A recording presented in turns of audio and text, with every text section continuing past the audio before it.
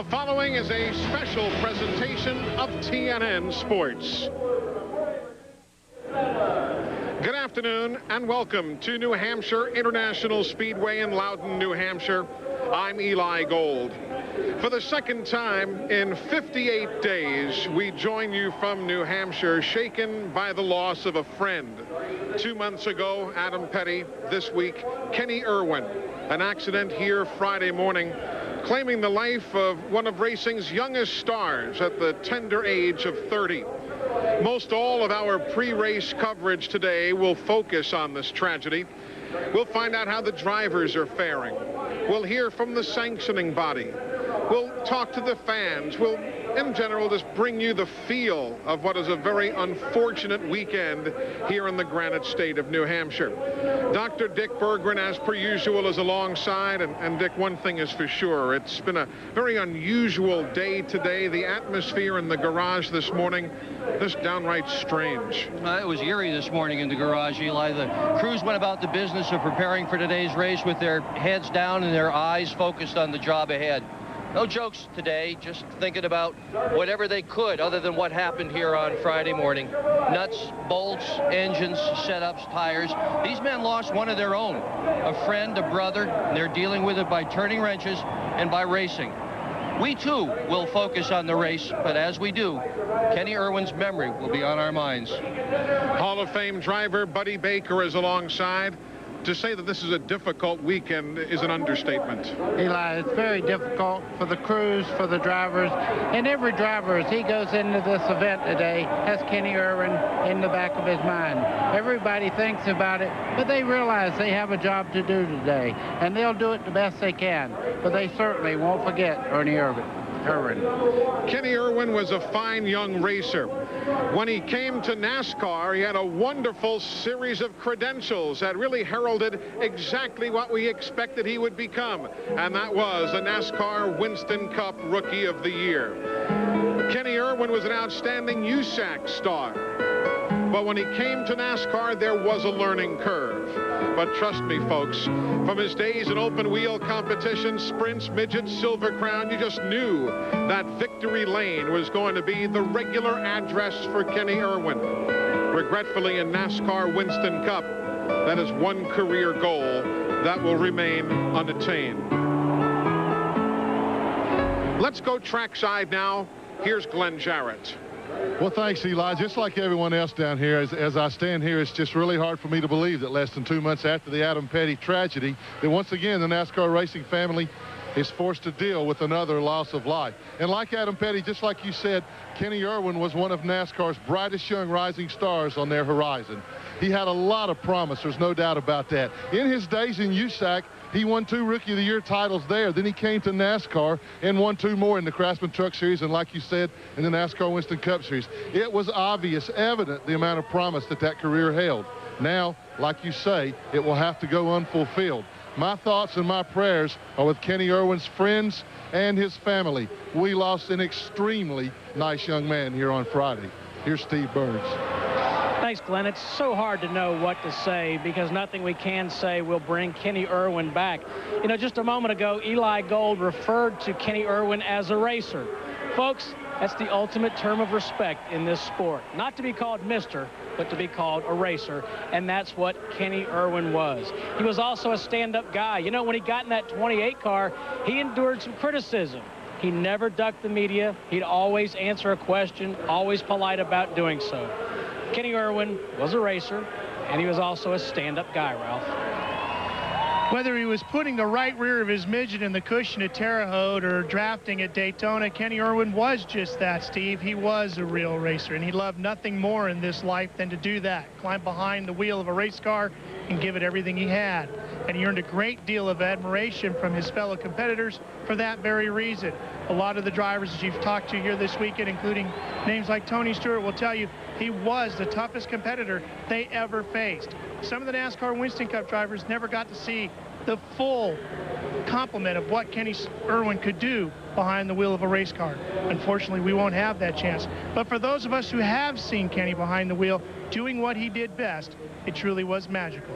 Unfortunately, for now, the magic is gone. When we come back, the reaction of other drivers to the passing of Kenny Irwin, and we'll spend time with NASCAR's Mike Helton. All of that coming up.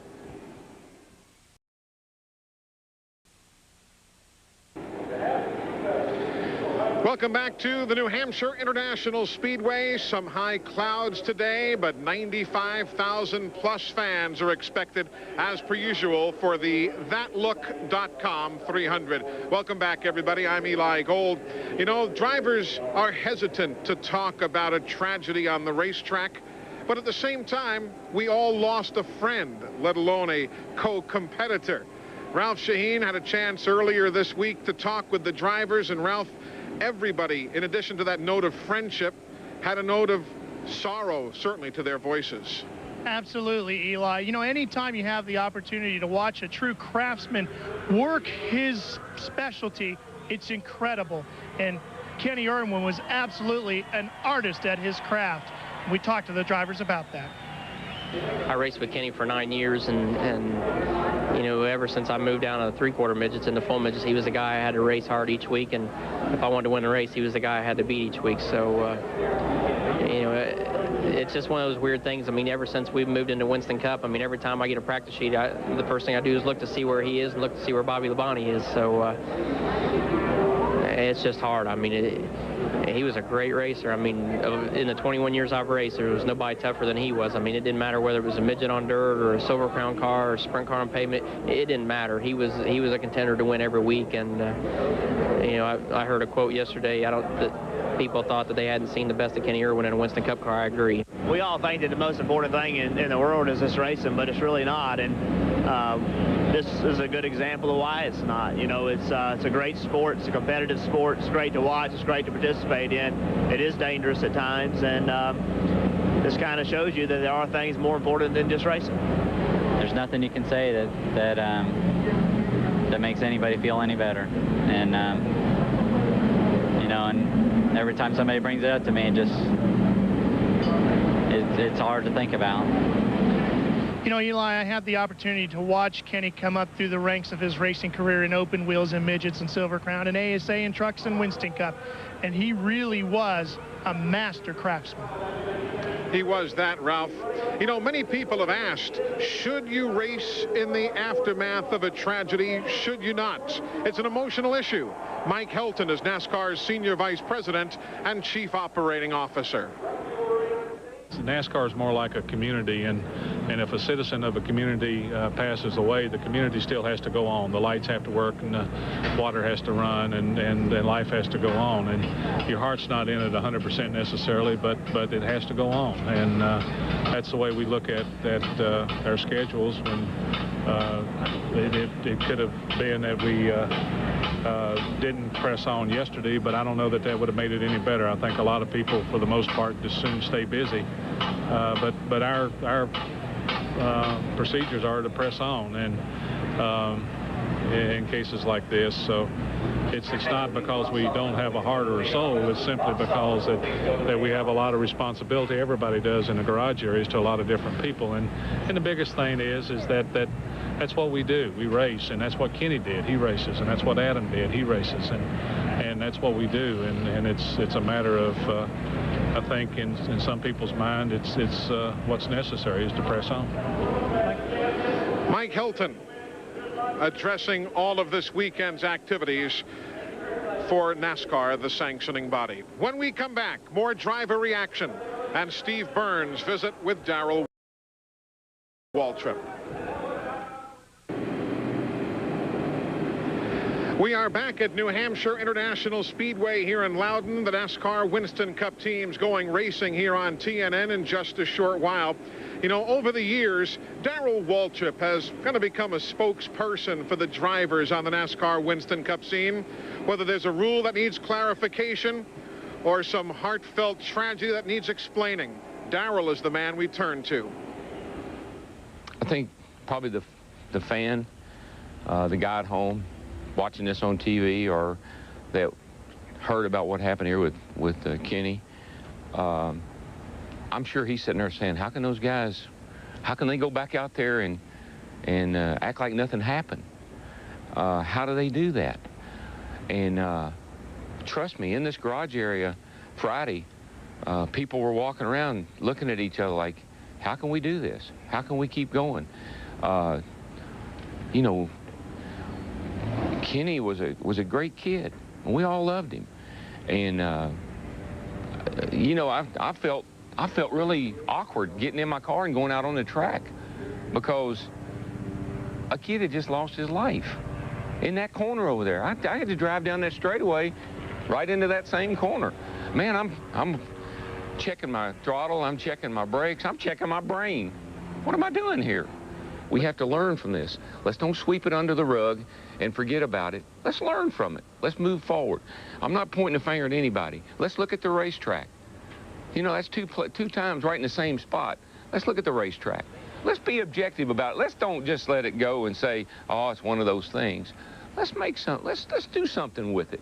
Let's show that out of respect for Adam Petty and Kenny Irwin that we're going to make some changes. We're going to look at this a little differently, and we're going to try to prevent it from happening again.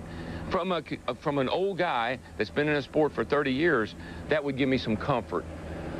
We're taking this thing, and we're not just avoiding it. We're not just hoping it'll go away, but we're saying, okay, we had a problem there, and we fixed it. That would give me a lot more confidence in the track and NASCAR and everybody involved. It'd give me a lot more respect for everybody involved if it was handled just like an airplane crash. Take the car, a panel of experts puts it back together. Here's what happened. The throttle hung in the floor mat, or the hot throttle hung in the firewall, or the throttle hung under the air cleaner. But something happened, and the throttle hung. There's plenty of people that saw it. So don't tell me, you know, well, we don't know what happened.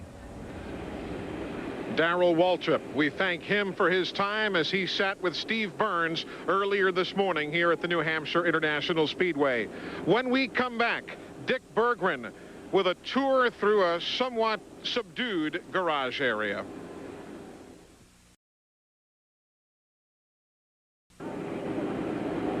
Welcome back to New Hampshire, everybody. As is part of our normal pre-race shows, Dick Berggren was here at the crack of dawn in the garage area for his report on the Dawn Patrol.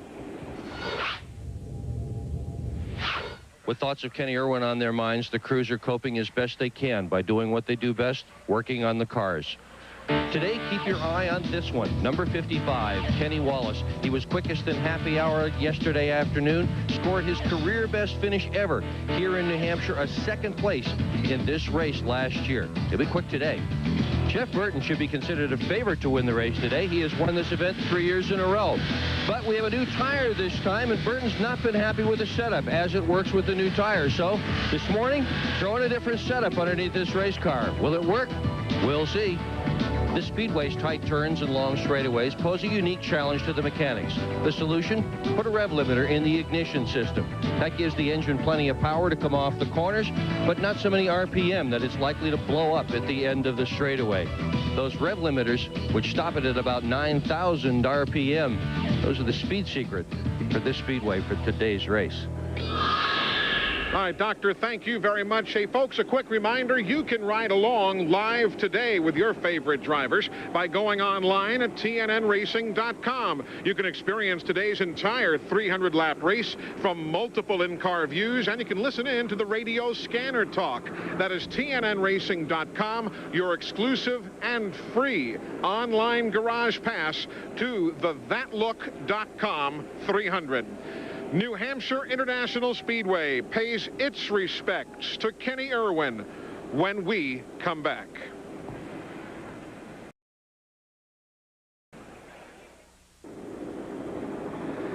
Now, as we rejoin you from New Hampshire International Speedway, let's go trackside and join the activities. The public address announcer here in New Hampshire is Al Robinson. Ladies and gentlemen, please once again direct your attention to the presentation stage. Please stand for today's invocation and national anthem. And we would ask gentlemen to please remove your hats. Our invocation today will be delivered by Bishop Michael Cody, Auxiliary Bishop of Portland, Maine. Let us observe a moment of silence for Kenny Irwin.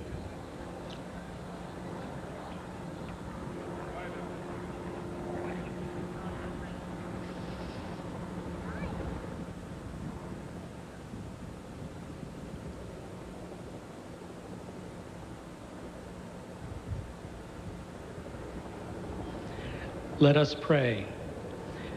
Father in heaven, out of your infinite love, you have called us into being and sustain us daily. For this gift of life, which you have so generously bestowed upon us, we praise your holy name. Father, today we are especially mindful of Adam Petty and Kenny Irwin. Bless their families. Lord, may their loved ones be strengthened by the knowledge that both Adam and Kenny live with you in peace and eternal happiness. Father, look kindly upon your people who have gathered here for this NASCAR Winston Cup race. May they enjoy their stay and later travel in safety.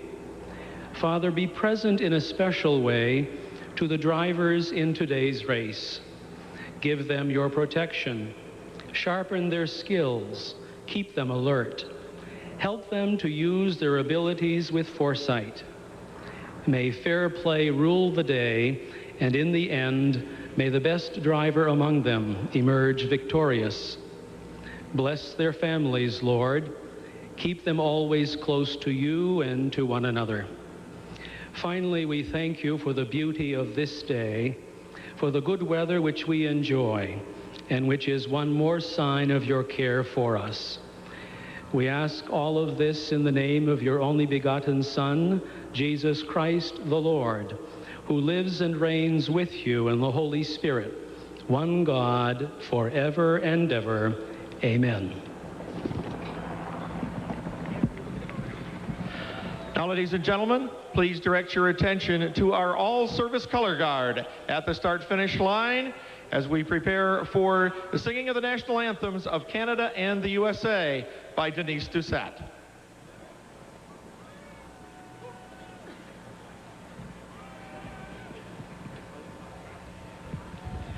Oh, Canada, terre de nos aïeux, ton front essaie de fleurons glorieux, car ton bras sait porter les pieds et sait porter la croix.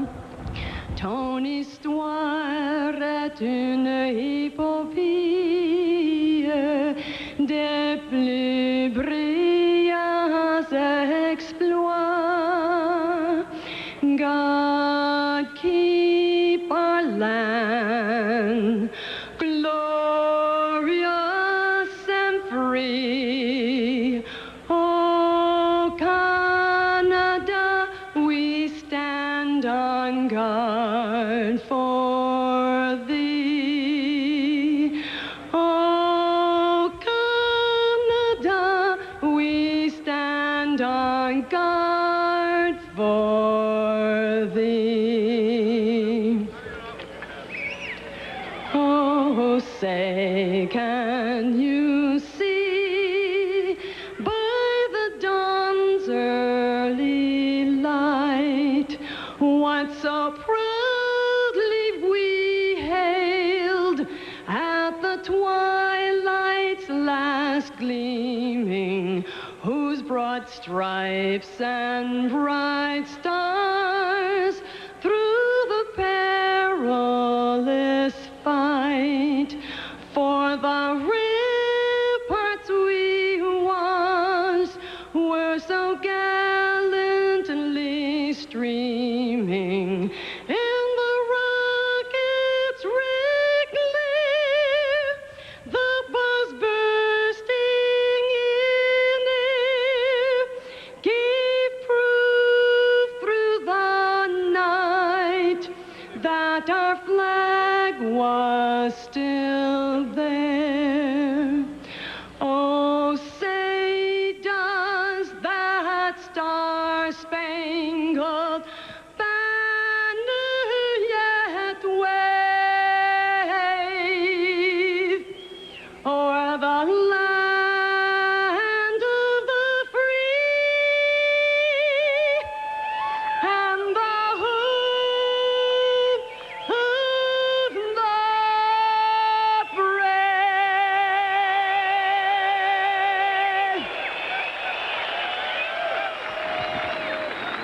Thank you, Denise, and thank you, ladies and gentlemen. Please direct your attention to the skies above Turn 1 at New Hampshire International Speedway. The KC-135 is from the New Hampshire Air National Guard and is flanked by 2 F-16s from the Vermont Air National Guard.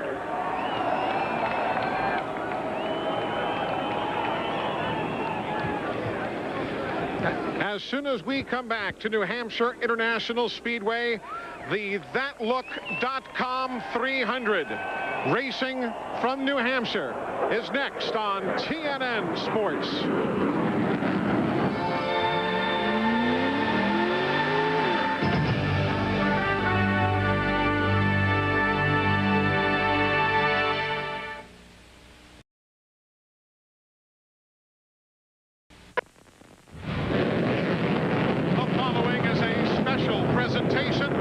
TNN Sports. Good afternoon, everybody. From New Hampshire International Speedway, I'm Eli Gold. For the second time in 2 months, we greet you from New Hampshire with heavy hearts. In May, we were shocked by the death of 19-year-old Adam Petty, and today we mourn the passing of 30-year-old Kenny Irwin. As no doubt you know by now, Kenny was fatally injured here on Friday while practicing for today's race. You know, as was the case 2 months ago with Adam, you search and you search for any understanding of why a vibrant 30-year-old has been taken from our midst. And as was the case with Adam 2 months ago, I at least can come up with no good answer to help ease the pain and fill the void that I know we are all experiencing together here today. As a NASCAR Winston Cup star, Kenny Irwin was just beginning to show his ability. The 1998 NASCAR Winston Cup Rookie of the Year had only made 87 career starts. He was just now beginning to post some of those statistics that we all knew he was so capable of. As a USAC Sprint Car, Silver Crown, and Midget champion, and then as a graduate of the NASCAR Craftsman Truck Series, Kenny's previous racing accomplishments had truly become legendary. Seeing Kenny Irwin in victory lane was commonplace. Unfortunately, that's a sight now that will have to live on only in our memories. Needless to say, all of us here at TNN Sports, New Hampshire International Speedway, the entire NASCAR family extend our heartfelt condolences to the Irwin family and to each and every one of you whose lives were in any way touched by Kenny Irwin. Kenny dead at the age of 30. Dick Berggren is alongside. You know, this is a magnificent sport, but occasionally it's punctuated by a downright terrible weekend like we're having to endure here in New Hampshire. Indeed, Eli. We all feel for Kenny's friends, his family, and his fans. They grieve today along with his crew. This is a family-owned and operated racetrack. The Bear family, Bob, Gary, Sandy, care deeply about their drivers, and they are terribly saddened, as are we. Today's race is tough on everyone who came to know Kenny Irwin, but with respect, the show will go on. Buddy Baker, as per usual, on our telecasts as well, a Hall of Fame racer. And Buddy, regretfully over the years, you've experienced this, losing good friends on the racetrack. Eli, far too many times. And, you know, when you start thinking about Kenny Irwin's accident, it is a tragedy, but it also makes everybody aware of the problems that they have with the cars, with the racetrack, and everybody's focused, and they're trying to find out ways to make sure this does not happen anymore. And hopefully they'll make the racetracks a little safer, race cars a little safer, so we don't have to have these kind of shows anymore.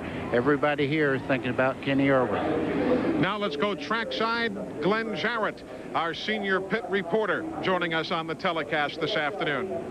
Well, thanks a lot, Eli. And it is indeed a somber mood down here. But during that, I'm trying to focus on the good things that I remember about Kenny Irwin. And that started when he first broke into the NASCAR Craftsman Truck Series. Right away, he won a couple of races. And I thought, man, there's a kid with a lot of talent, a lot of promise. But then later on that same year in 1997, Robert Yates helped to put him in a David Blair Motorsports Ford for the Winston Cup race at Richmond in the fall.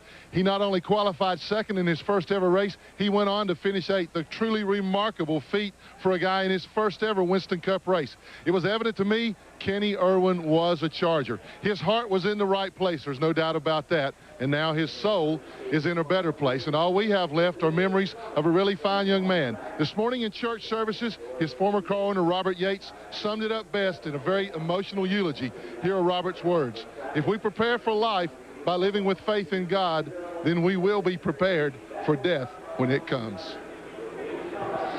Glenn, I had the privilege of interviewing Kenny Irwin in Homestead, Florida when he won his very first Truck Series race, and I'll never forget the look of joy and exuberance on his face as he climbed out of that number 98 truck. He got to the Winston Cup Series and got in the 28 car. People expected a lot of Kenny Irwin, and he never failed to answer a tough question, never dodged a single reporter. He was always a pleasure to be around.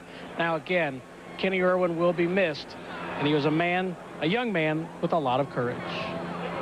You know, to try to find the words to describe the feelings of the loss of emotions that everybody is suffering through here this weekend is virtually impossible.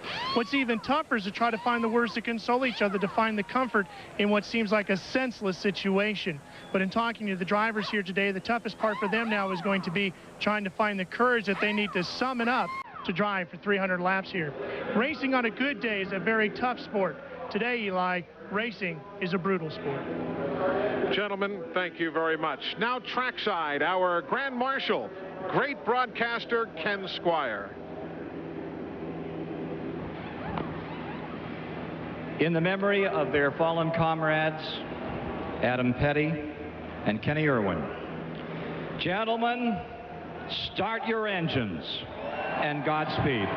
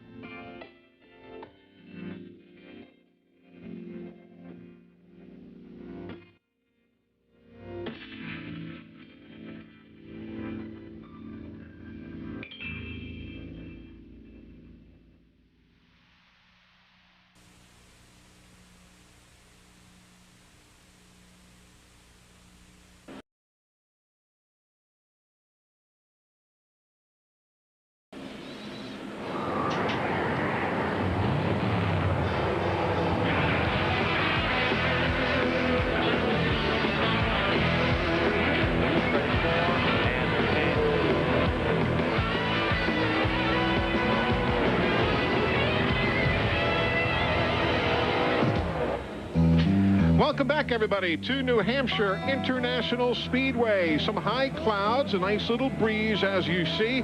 Temperature in the high 70s. We are getting set to go racing for the ThatLook.com 300. Let's take a look at the starting grid, sponsored by Big Kmart, where NASCAR fans race for savings. Rusty Wallace on the Bud Pole, 7th time this year. John Andretti, second front row start of the season. Mark Martin, 6 top 5s here at New Hampshire. Jeff Burton won 3 in a row here in July, wants to extend it.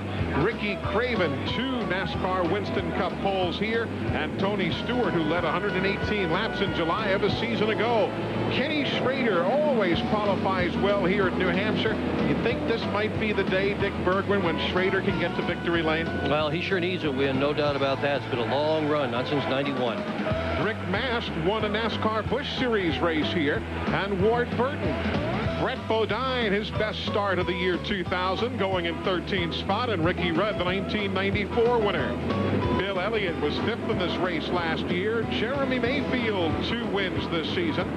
Jeffrey Bodine and Jimmy Spencer, another guy, buddy, Jimmy Spencer, who used to drive for you, who's had good runs here at New Hampshire. And he runs very well on a slick surface, which this racetrack is very narrow as far as the groove that you'll hear us talking about, the preferred groove. That's right around the bottom of the racetrack, right on the yellow line. He's good where the car slips. Darrell Waltrip and Kevin LePage going 27th and 28th, second round qualifiers. Dave Blaney and Joe Nemechek, who won here last September. Mike Skinner, he was 5th here in 1998. Terry Labonte, he's banged up after the accident at Daytona, not feeling all that spiffy. Elliott Sadler and Chad Little are there. Scott Pruitt. There he is alongside Hamilton. Sterling Marlin, out of respect to Kenny Irwin, his teammate at Sapco Racing, did not qualify here on Friday. Sterling is in on a provisional starting spot. He just stayed away from the racetrack for the rest of the day on Friday, as well you can understand. Wally Dallenbach and Stacy Compton. Ed Berrier will go shotgun on the field. You also did see on that grid Steve Grissom, if you're not familiar. Steve, who was here yesterday for the NASCAR Craftsman Truck Series race, subbing for Kyle Petty. And Dave Marcus, the only driver who failed to qualify for today's running of the That Look 300. If you're curious as to what that name means, as you see the weather here, That Look is a internet website that well, can help you if you say, I want to look like that. I want that look. Little augmentation here and there. That Look is a website that can steer you in the right direction, and that's who's sponsoring today's race as we go green here in New Hampshire.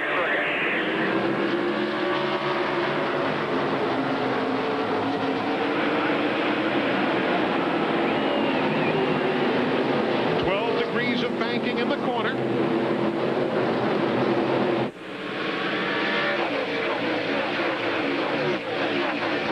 flat 1,500-foot straightaway. Another 12-degree bank turn. And yet another flat 1,500-foot straightaway.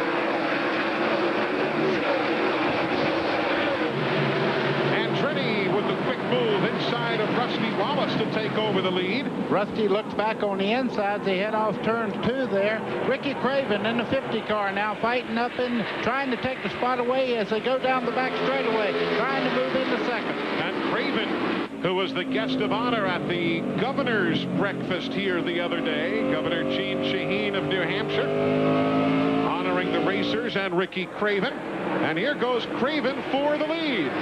Boy, you can tell his hometown here, Dick. He's really got his foot in the carburetor on that 50 car. Ricky Craven moving all the way up front. Well, this is also his best racetrack by far, and he's got a terrific race car to run here today. He told me yesterday, we truly have an opportunity to shock the world, and indeed he would. He has only made 6 starts this year. 3 of them have ended up as DNFs, but here the media has been all over Ricky Craven. They believe as he does, he's got a shot to win this thing. This is the first race that Ricky Craven has led since Martinsville in April of 1999. Eli, as they get going around here, everybody tells me the car to watch today is this number 20 car right there. They tell me Tony the Tiger's going to be the guy to beat. Well, he's got the best average finish of any driver here. He's only run 2 Winston Cup races, but his average finish in those 2 races, 6th, and he had a shot to win both of them. But how about the guy we were just riding with there, the Exide Ford of Jeff Burton? As we mentioned, he has won the last 3 in a row in the month of July here in New Hampshire. 12, Jeremy Mayfield. 36, the yellow Ken Schrader car. Riding with Ricky Rudd. Squirrely there just a little bit off the corner, and it cost him. You see that? Yes, I did. Ward Burton just made the move, and there goes. He's losing position after position. Once you get out there, you don't get the drive down the straightaway. But here's what happened. Watch this. Oh, he gets a little nudge there from Ward Burton. Yeah, that's why he was squirrely off the corner. And Ward gets the position. Put that one down in the notebook as something that works.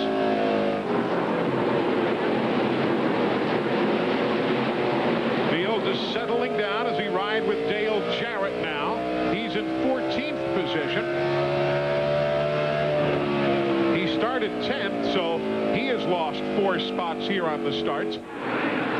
But Ricky Craven pulling away by 1 2/10 of a second. He is way, way out there. He said this racetrack has come to his rescue in the past, and it's liable to do it again today.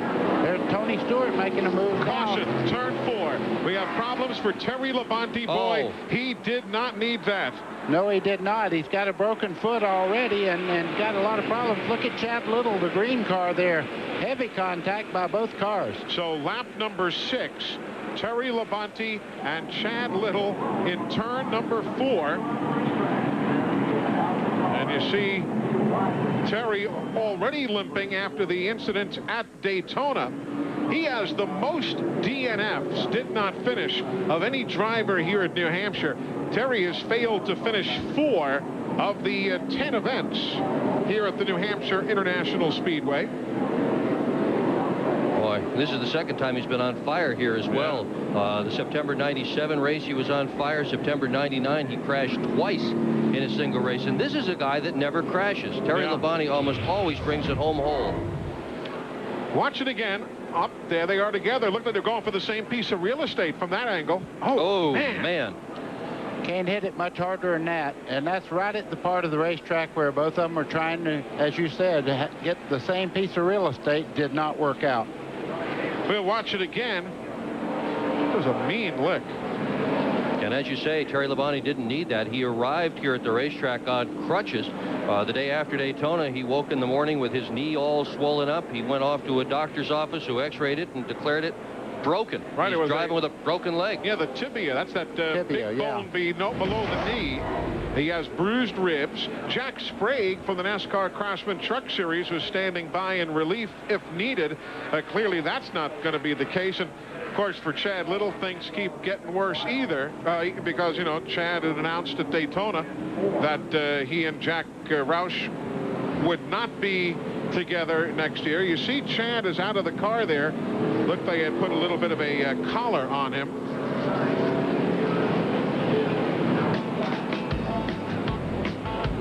Tough way to get things going here in New Hampshire. Caution early in the day.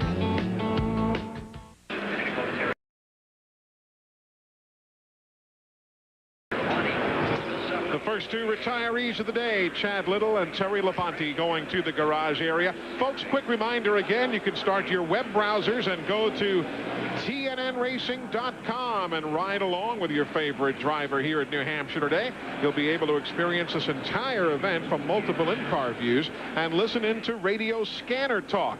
That's TNNRacing.com, your exclusive and free online garage pass to the ThatLook.com 300. Watch again what happened. Eli, they're already making contact right there. As they come out, they turn right into the wall. You see both of them hard contact there. When they hit, you notice the fire coming out of the 5 car. Yeah. What that is, that can be brake lines that are sheared, and also the fuel pump lines are sheared off, and that's gas and brake line fluid that catches on fire there. Everything's very hot underneath the cars, and it goes out pretty quickly. There's Terry getting out. Again, remember, he already has that broken leg.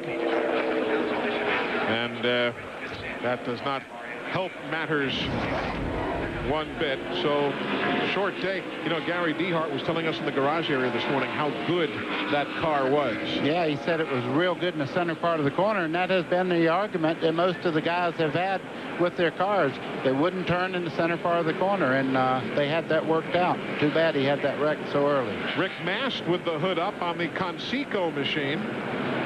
He had a good starting spot. Mast started in the 11th position, and he has run very well in the past here at New Hampshire. They were looking for a good day. Remember last September? Led 13 laps here. Of course, Rick Mast, as we mentioned earlier, also one of those who had won here in the NASCAR Busch Series. But as we're under caution, it is local favorite Ricky Craven who's leading.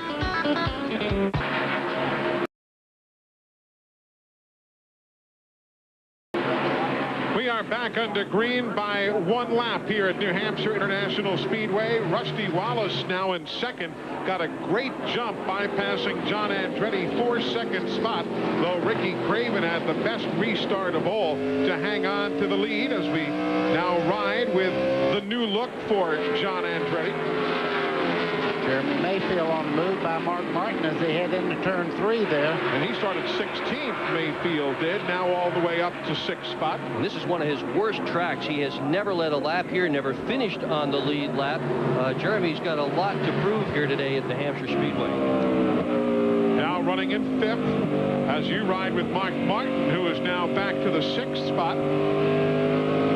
Mark says he is good on big flat tracks, but not short flat tracks. As you see a good 14th place battle right there. Jeffrey Bodine in the 60 to the inside of Dale Earnhardt Jr. in that red number 8. Hey, Jeffrey was really fast in happy hour yesterday afternoon. Second quickest of all the cars. And this morning, Joe Bessie, his car owner, told me that he thought they really had a car good enough to win the race. Let's go to Glenn Jarrett. Well, guys, you saw Bodine take that position from Earnhardt Jr. The reason was Earnhardt Jr. went on the outside of Dale Jarrett to try to take 14th from him. Earnhardt Jr. started in 26th spot. By the end of 5 laps, he had already moved up to 16th. Now he's still in 15th spot. Got a little damage on the left front where he got into somebody. But, man, he has got a rocket ship. That is the same car that he won at Richmond. One more thing I'll say before I throw it back upstairs. We commented about Rick Mast making a pit stop there under that caution. It sounds like they're talking about that he has dropped a cylinder in the number 14 car. Tough break for Rick. So a tough break right now in the early stages for Rick Mast. There you see the spread from 1st and 2nd back to 3rd place, where Tony Stewart now has the spot ahead of Mayfield and Andretti.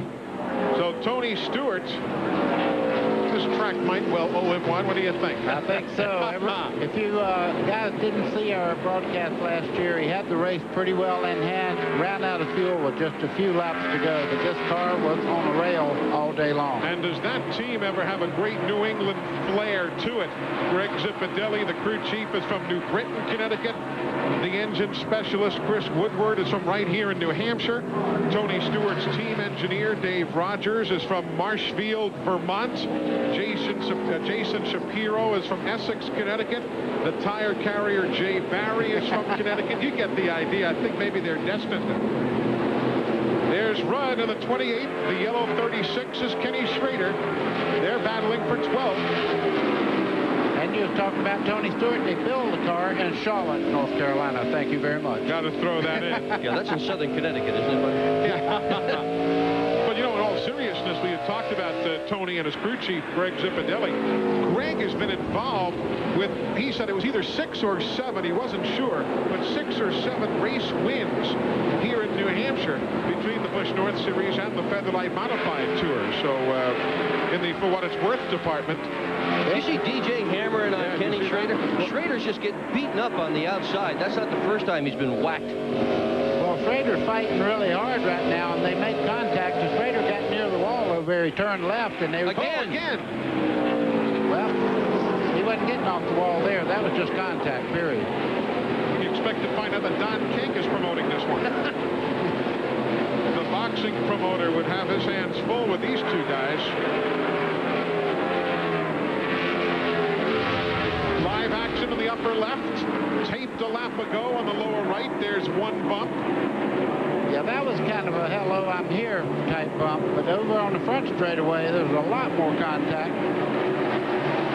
Well, you just know DJ's not running into him just to run into him. DJ's in the hunt for a championship, and you don't mess around under those circumstances. Well, Dale Jarrett now falling back to a couple of spots there. Does not look like he's getting the forward bite he wants at this particular time. And don't worry about these guys dropping back a little bit, because when they make their first pit stop, they'll make a lot of changes. The racetrack is totally different today. It's very cool out. We have a cloud cover over the racetrack. Yesterday, the sun was out. Let's go down to the infield care center. Steve Burns is with Terry Labonte.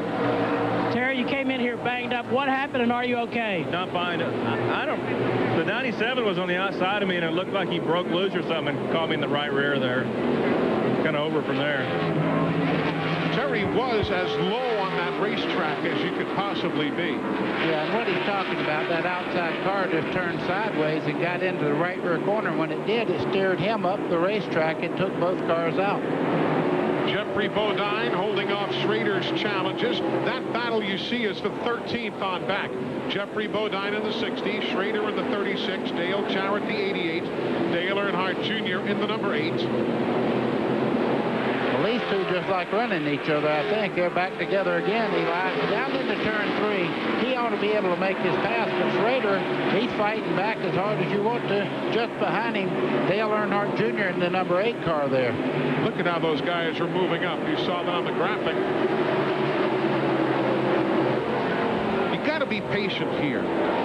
Well, here's no patience whatsoever in the number 8 car. He'll go in there as hard as he can hold the car down on the bottom of the track. I don't think Schrader's big on patience right now either. It's been not only a long time since he's won, it's been a long time even since he has had a top 5 finish. Last top 5 for Schrader, September 1998. Here's a guy that's used to winning a whole bunch of races. He hasn't even won on a local short track this year, and he is absolutely frustrated. But Ralph, the way he's running right now, maybe today is Schrader's day. Well, Kenny's a fun-loving guy, Eli, as you can tell from the paint scheme on his car, if nothing else. And he just took his annual, what he dubbed this year as the Millennium Madness Float 2000 trip right after Daytona. He gets a bunch of his friends together in St. Louis, and they float down the river. Well, fortunately for Kenny, after getting banged around like he is today, tomorrow he's leaving on what he's calling the boys' trip. Kenny, the lawyer, the banker, and the tile contractor are taking off for St. Louis. From there, it's wherever the wind blows the party is the direction those 4 are headed. Of course, the Winston Cup teams are off next weekend, while the NASCAR Busch Series and the Craftsman trucks go to Nazareth, Pennsylvania. Mike Skinner brings out the caution flag.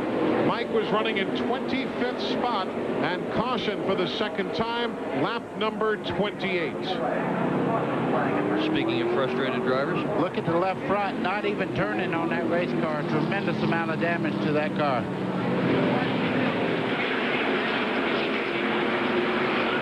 So Mike Skinner brings out the caution flag for the second time here today.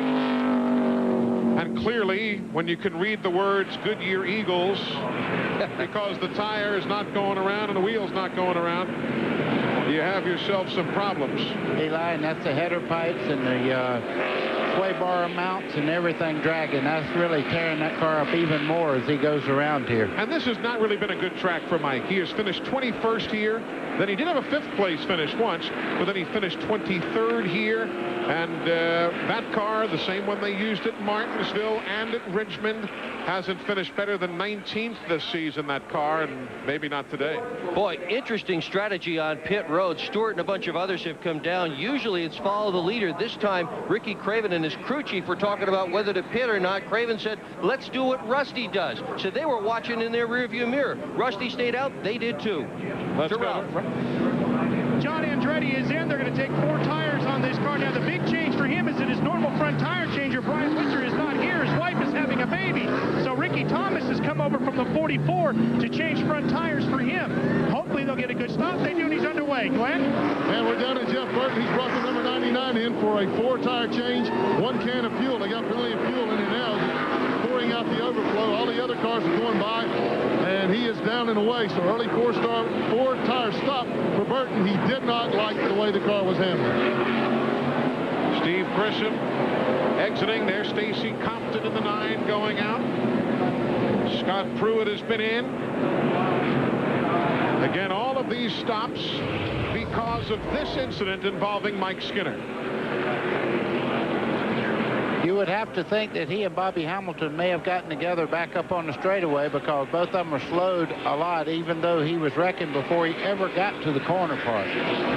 Mike Skinner has gone to the garage. That man, Larry McReynolds, he has a race win and a pole here as a crew chief back in the days when Ernie Irvan was his driver. Now he's got a long day of work ahead of him. Hi, Jeff Burton for LA West Luxury Vehicles. First in quality and the only choice for the Burtons. LA West Luxury Vehicles, available nationwide from select Ford dealers. Call us at 1-800-786-VANS. Drivers, race teams, and race fans, the year 2000 Team Simpson Racing Catalog is now available. For more information, call 1-800-71-RACIN or visit the Simpson website at simpsonraceproducts.com and join Team Simpson today. Welcome back, everybody. Under caution here at the New Hampshire International Speedway. Many teams have pitted. 11, however, chose not to make pit stops. Ricky Craven did not come in, nor did Rusty Wallace. Jeremy Mayfield didn't pit, nor did Ward Burton. Ricky Rudd stayed out. Jeffrey Bodine stayed out. So too Dale Jarrett. He did not make a pit stop. Others who didn't pit, Steve Park did not come in. We didn't see Mike Bliss on the pit lane, Darrell Waltrip, or Ed Berrier. So those 11 drivers chose to stay out. Everybody else pitted at lap number 29. Well, it'll be interesting to see what those 2 tire stops do for some of these teams. Yesterday in the truck race, this man, Bobby Hamilton, led about 3/4 of the event without changing any tires on his truck. Of course, eventually he went out with a flat tire, but that was debris induced. And with those stale tires, Hamilton was able to not only maintain the lead, but he could keep anybody behind him that he chose to keep behind him. These tires are terrific. They don't give up. Hey, look, buddy, you were right, I think.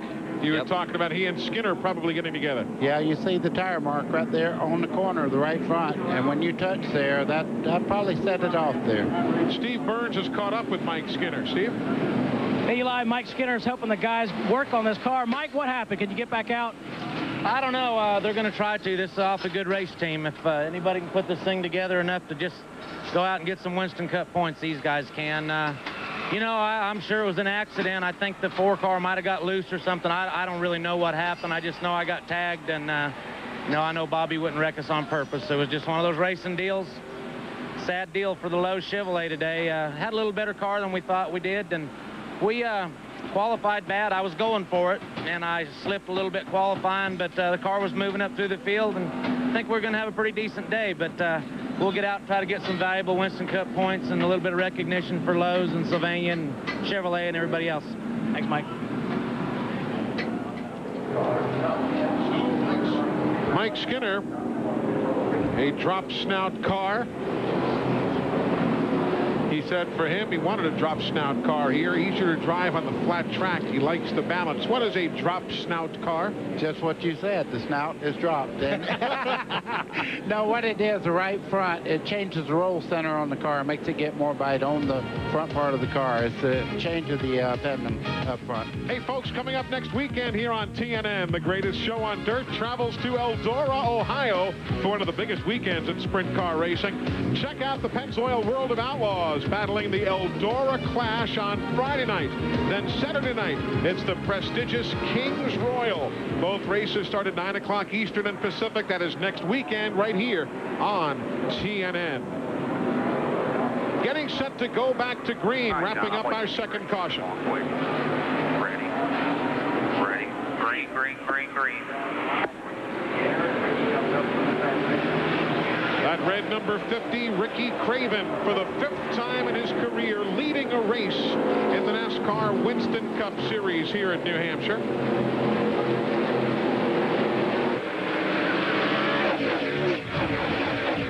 See the NASCAR timing and scoring rundown in the upper left-hand corner of your screen, brought to you by NapaOnline.com, where everything great about Napa is now available online. Boy, I'm watching Jeremy Mayfield up at the front as we look back at the cars going by. Jeremy Mayfield is called Rusty Wallace now, and he's all over the back of that car. We better not spin it out because those are team cars. Better be nice to Rusty. Hey, credit where credit is due. That 50 car of Ricky Craven, that is one of the more underfunded cars. They don't have a big sponsor. In fact, the sponsor is the folks who own the race car team. And to do what they, oh, here comes Mayfield. And to do what they're doing today, to lead all these laps, is pretty spectacular. That's a tiny little team. If you want to cheer for an underdog, there's an underdog in the lead right now. And so far, that underdog, Ricky Craven, has led more laps today than he has led in any race since October of '97 in Rockingham, when he led 139 laps and finished 3rd. There goes 12th place. And they're further back. Well, no, I thought Stewart would get around the 25 of Nadeau. He did. He will. It was a matter of time there.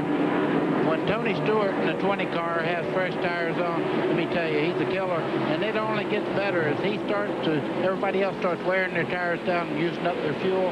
They lose grip. That 20 car stays pretty much the same. A lot of grip on the racetrack here this weekend.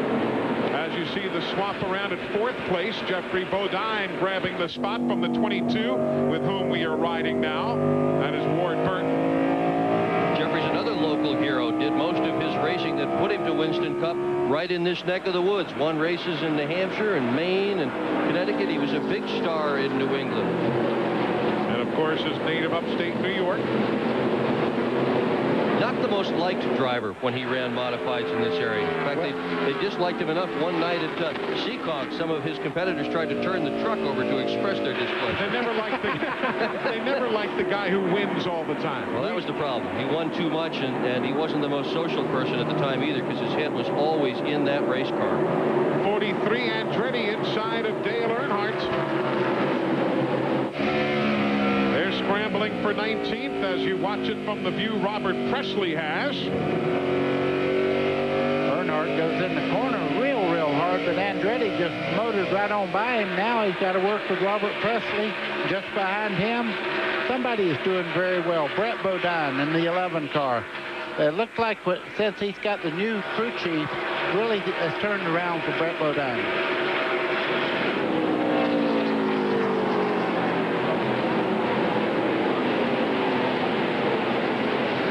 Joining us, Terry Labonte and Chad Little, involved in an accident on lap 6, sending both men to the garage.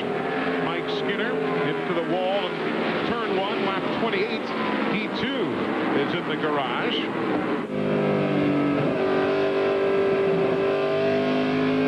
Well, that's an interesting shot. And you look for the banking. They say there is 12 degrees of banking in the turn. Yeah, where's it at? You're hard pressed to find it. I guess technically it's there right up against the lip of the wall. Yeah, I think if you put all your marbles together at the top of the turn, you could keep all your marbles together at the top of the turn here. That's for those of us who haven't already lost their marbles. Yes, exactly.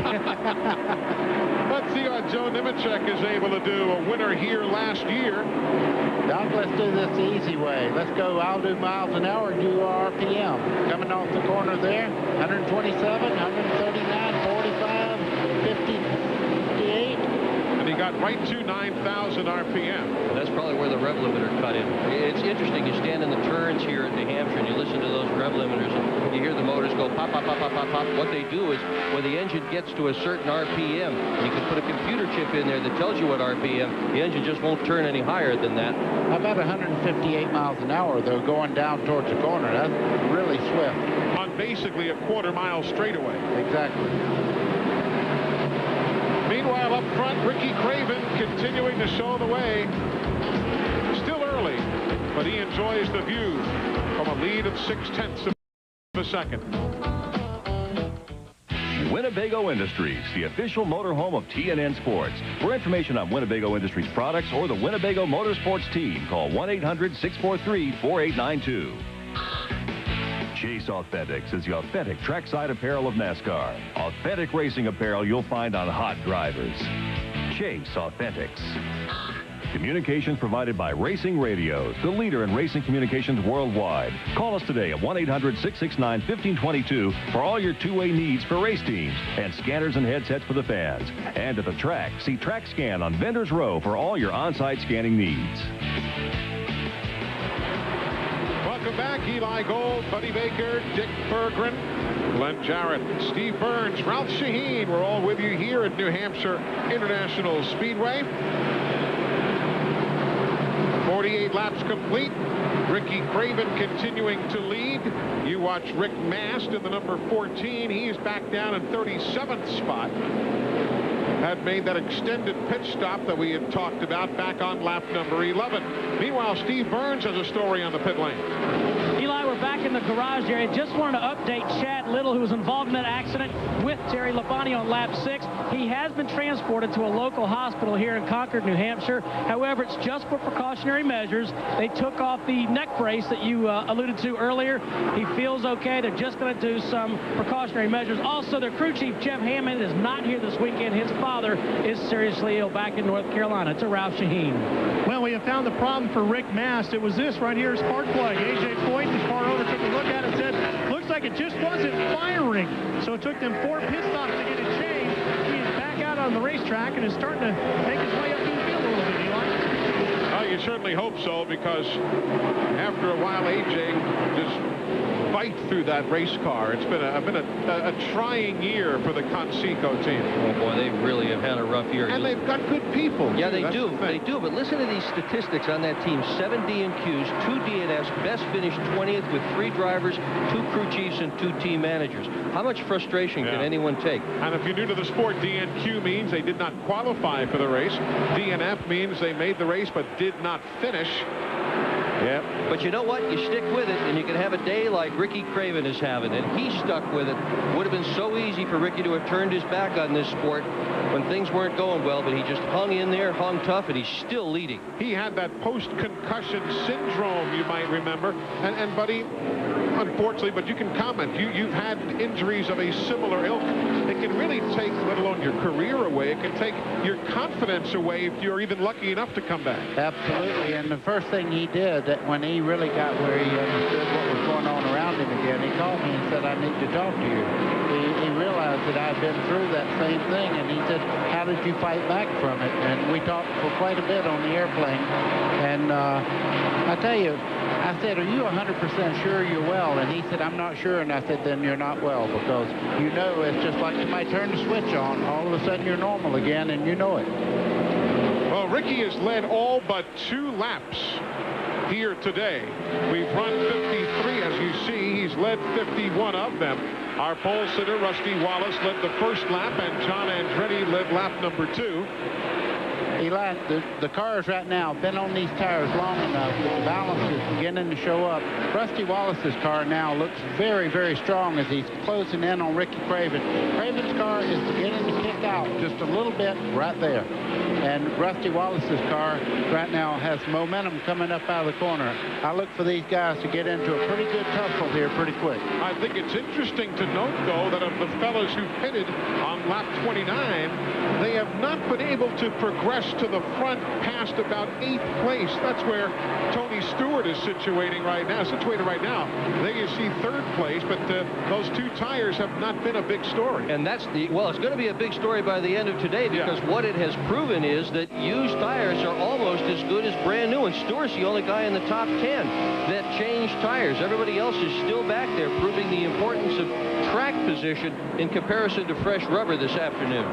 Now, Jeremy Mayfield a while ago was on the march towards the front. You see him losing position right there to Ward Burton. Here comes Dale Jarrett looking on the inside. And when I say the balance goes off, that means the front wheels are losing traction, or the rear wheels, or the whole car is beginning to slide out.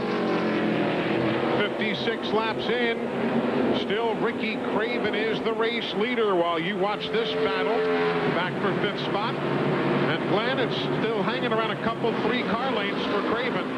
Yeah, Eli, he's been able to hold on pretty well. This is his crew chief, Greg Conner. Greg, looks like he's starting to lose a little bit of grip, but you've run about 55 laps. What's Ricky saying about the car? Right now, he says the car is pretty good. He really likes the Midwest Transit Chevy. We started the air a little bit different so we could get a really good start. I think Rusty was a lot lower than we were. So right now, he's as quick as we are. Whoever's in front is going to have an advantage. If Rusty gets by, it'll be tough from there. Greg, how long before you have to pit? We're looking between 80 and 90. Gas, we're not really sure. We made some changes, but probably around 85 we made short pit to try and put a little pressure on some people that didn't stop. Okay, guys, that means he's got about 30 more laps. He's hoping for a caution, and he's also hoping it ain't him. And I tell you something else, Jeffrey Bodine in the 60 is by far the quickest car out there. I've watched him run the 2 leaders down. He's got that thing dialed in very well, and he is a master of setting the car up himself. So working with his crew and all, look for Jeffrey Bodine to be an answer here maybe today. His last lap of 127 miles an hour was quickest of everybody on the speedway. The fans are here, a comfortable day in New England. Hope you're enjoying wherever you're tuning in.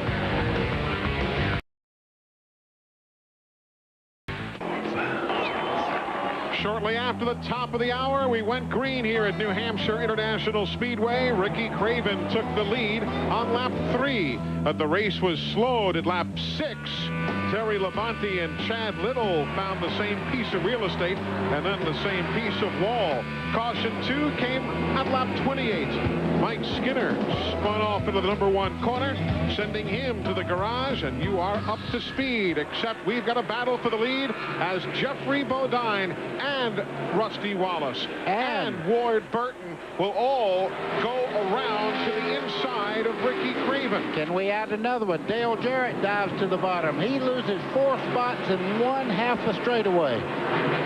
So Jeffrey Bodine, the first race he has led in his 7th start since coming back at Richmond International Raceway after that horrendous accident down at Daytona during speed weeks of this year. And this is the 3rd time that Jeffrey Bodine has led here at New Hampshire International Speedway. And when he has run and led here, it has not been decisive because combined in those 3 efforts, he had only led a total of 22 laps at this place. Eli, in 1 lap, Ricky Craven went from 1st to 7th spot. That's how tight these guys are running right now, as Tony Stewart is making a move towards the front in the 20 car also, right behind the leader here, Jeffrey Bodine. And Jeffrey Bodine needs a good run as well. This morning I talked to Joe Bessie, the team owner, and he said there is a definite schism in this team, no question about it. They are absolutely on the edge. Power Team is gone at the end of this year. They have got to have some good finishes should they be able to attract a sponsor for next year. Bessie said today could be a real big day for this team. Indeed. Hey, Ralph, who would have thought after that Friday afternoon in Daytona back in February, we'd be talking about that guy leading a race? Eli, it was one of the most horrific incidents any of us had ever seen in that racetrack. Unfortunately, Jeffrey Bodine lived through it to race another day. Jim Long is his crew chief. Jim, what does this mean to this team to have this kind of a run here today?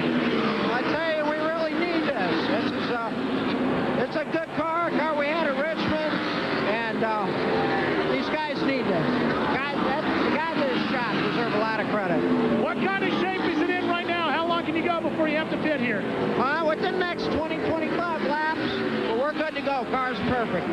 Eli, these guys will be more than happy to have us hanging around their pit the rest of the afternoon. I'll tell you, we're going to have some fun with this race today. I mean, there are so many drivers who are really running well. And, of course, there are others who aren't. We'll update you here shortly on Dale Earnhardt Jr. We're watching Jeffrey Bodine, but I will tell you that Earnhardt Jr. has backslid all the way to 29th spot. So we'll check on that situation for you and bring you up to speed as well. There is 4th place. Jarrett in the 88, Tony Stewart grabbing the spot. Now that's what you call points racing. Dale Jarrett just backed out, let Tony Stewart go right on by. He realized he ran him down from a long ways back. He just moved over. Now Ricky Rudd's making a move on Dale Jarrett. He'll do the same thing. Ease out the throttle, let him go. He'll make adjustments on the next pit stop and be ready to go. Riding with Ricky Rudd. You know, Jarrett is not pitted yet, and normally here, I was going back on some of the notes from the previous 10 races here, everybody seems to make fairly significant chassis adjustments on their first pit stop here. This place has always been tough early in an event. But, you know, even in the garage this morning, Eli, there were very few people that were throwing a lot of different chassis adjustments into the race cars. It seems as if whatever people unloaded with is pretty much what they're running. The racetrack as such seems to have settled down a little bit. Well, we've got cloud cover. Temperatures are fairly comfortable.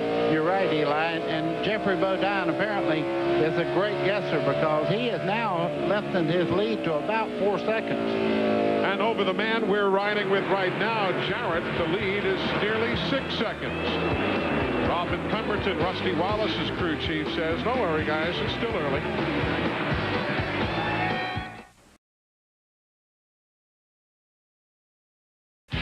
TNN Sports live coverage of the ThatLook.com 300 is being brought to you by NapaOnline.com, where everything great about Napa is now available online. And by Team Monte Carlo, the cars more champions depend on. Chevy will be there. Welcome back. Your race leader, Jeffrey Bodine. He now leads Tony Stewart, who going into turn 3 seconds ago shot to the inside of Rusty Wallace and grabbed second spot. And again, only Tony Stewart of those who took on tires during that pit stop in lap 29 has been able to make his way to the front. Meanwhile, we had mentioned Dale Earnhardt Jr. a short while ago. There he is. He's got a little cosmetic damage to the left front of the automobile. And the reason why was because of some battles on the racetrack. Watch this.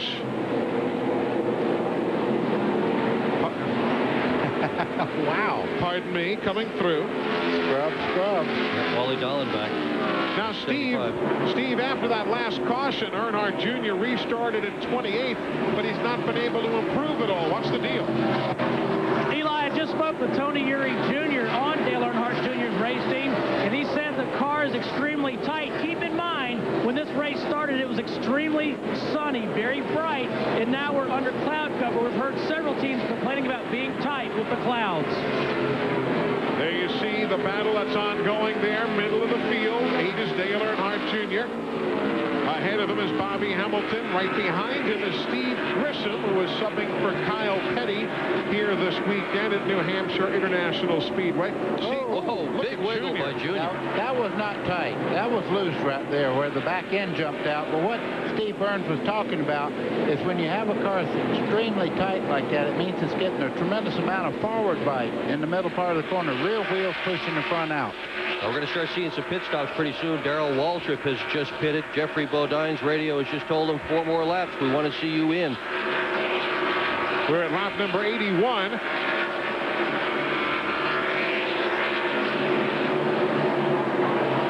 car's just not getting any kind of a... No, I think set. he's got a little problem all over the way there. The 8 car there is losing grip all the way around the racetrack. Don't forget, folks, TNNRacing.com is online and ready to welcome you onto the World Wide Web. You can ride along with your favorite drivers, experience everything that's going on from the in-car views, and you can listen into the radio scanners that everybody monitors here at the racetrack. TNNRacing.com. It's your exclusive and absolutely free online garage pass to the ThatLook.com 300. All right, now off turn 4. Ricky Craven is making his pit stop. So Ricky Craven comes in as you watch Dale Earnhardt Jr. There's Craven. He will stop at lap number 83. Again, this is scheduled. He did not come in when many of the leaders pitted at lap 29. The 11 drivers who did not pit at lap 29, Glenn, will be coming in now momentarily. Yeah, the tire rolled away, but the guy caught it. Now he's coming back, and it gets away from the guy along the wall. They did make a significant chassis adjustment. It will be a 4-tire change. The car had gotten very, very ill running on those old tires. He is down and away about 19.9 seconds. That's a little slow by today's standards, but for this crew, just being together for the first time, running up front, not a bad stop at all in the green. Now, as you heard Dick Berggren say, if they stick to their plan, Jeffrey Bodine will be in either next time or the lap thereafter. We're riding with Ward Burton, who is making his pit stop now at lap number 85. And Glenn, you've got an eyeball on him. And this will be a 4-tire change as well for Ward Burton. His car had also really lost the handle. I tell you guys, after looks like about 60 laps, the handle really goes away on these cars. Everybody was crying for tires and wanting some adjustment made. They're on the left side of Ward's car now. He is down and away. Here's Ralph Shaheen. Second gear at 4,500. That's what they're telling Jeffrey Bodine. Carl Moore will go to work on the front tires. On the rear tires will be Lance Curnow. Everything obviously very good with the handling of this race car.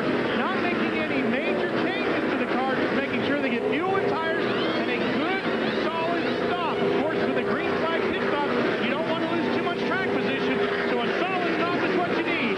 There's a little trouble rear, and he is away in 17.9, but a little trouble with the left rear. The pit stop has handed the lead to that driver, Tony Stewart. He comes in back on lap 29, took his 2 tires, so he stays out now as Jeremy Mayfield is in at lap number 87. Again, all of these drivers, these 11 who are making stops now, did not pit back at lap number 29. Rusty Wallace is due in. He peels off the racetrack now. And Rusty Wallace will come in to make his pit stop. Again, these are scheduled, and they are coming under the green. Glenn? Yeah, Robin Pemberton and the whole crew are waiting on Rusty. They're going to make a slight air pressure adjustment on the car. Rusty's car has been pretty good. He's been good from the get-go, as he always is on these flat racetracks. Wow, were they ever quick on the right side. I'm telling you, Billy Wilburn on that the front tires there is about as good as anybody I have ever seen. Rusty is down and away in about 15.9 seconds. Great stop under the green. Dale Jarrett comes in now, as you see him grinding to a halt. Also in for service is Mike Bliss. He is about 5 pit stalls behind Jarrett.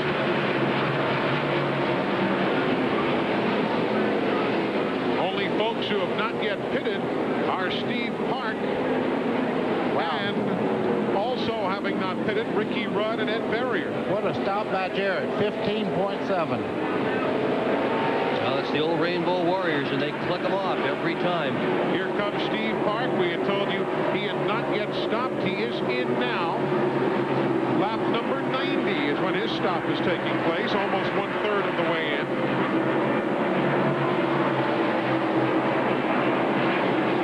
Let's see if everything is routine for the Pennzoil team. Ricky Rudd is stopping while we watch Steve Park. Rudd peels off the racetrack. He was running in second spot when he peeled off the racetrack there to make his stop.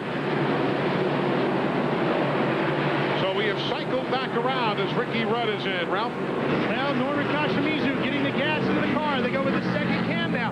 No chassis adjustments to the 28 of Ricky Rudd as well. They clean the grill off and he is away. A 16-1, a very solid stop, but he lost his drink bottle. He had pulled a drink bottle in, it slid out the passenger side window and is sitting in the middle of pit road. But as now everybody has come in for service, Tony Stewart is the race leader, Bobby Labonte is second, then Jeff Gordon, Mark Martin, and Jerry Nadeau.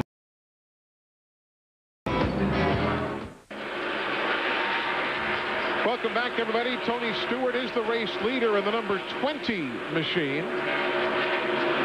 We have just wrapped up green flag pit stops for the drivers who did not pit at lap number 29. Stewart now has a lead of 8 seconds over the number 2 man on the racetrack. That is Bobby Labonte. There is the Interstate Batteries machine. He also came in for tires back on lap number 29. So it's an 8-second lead, technically 7.3 seconds right now as we ride with Bobby Labonte and the Interstate Batteries Circuit City onboard camera. Now from Bobby Labonte, you've got to go about 3 seconds further back, and we have caution on the speedway. Jimmy Spencer, lap number 99. Caution for the 3rd time as Jimmy Spencer brings out the yellow. Eli put the window net down to let the corner workers know he's okay. So no sooner had all the pit stops been completed than Jimmy came out. One thing we will tell you is while you were gone, Bill Elliott came in for service on lap 94. Bill made an unscheduled stop, taking on 4 tires under the green. So if you're a Bill Elliott fan, he is now running back a lap down in 38th position. Bill had pitted at lap 29 and came back at lap 94 for 4 tires. Tough break for Spencer, too. Remember, Jimmy was 9th here last July. Had a good race here at New Hampshire 1 year ago.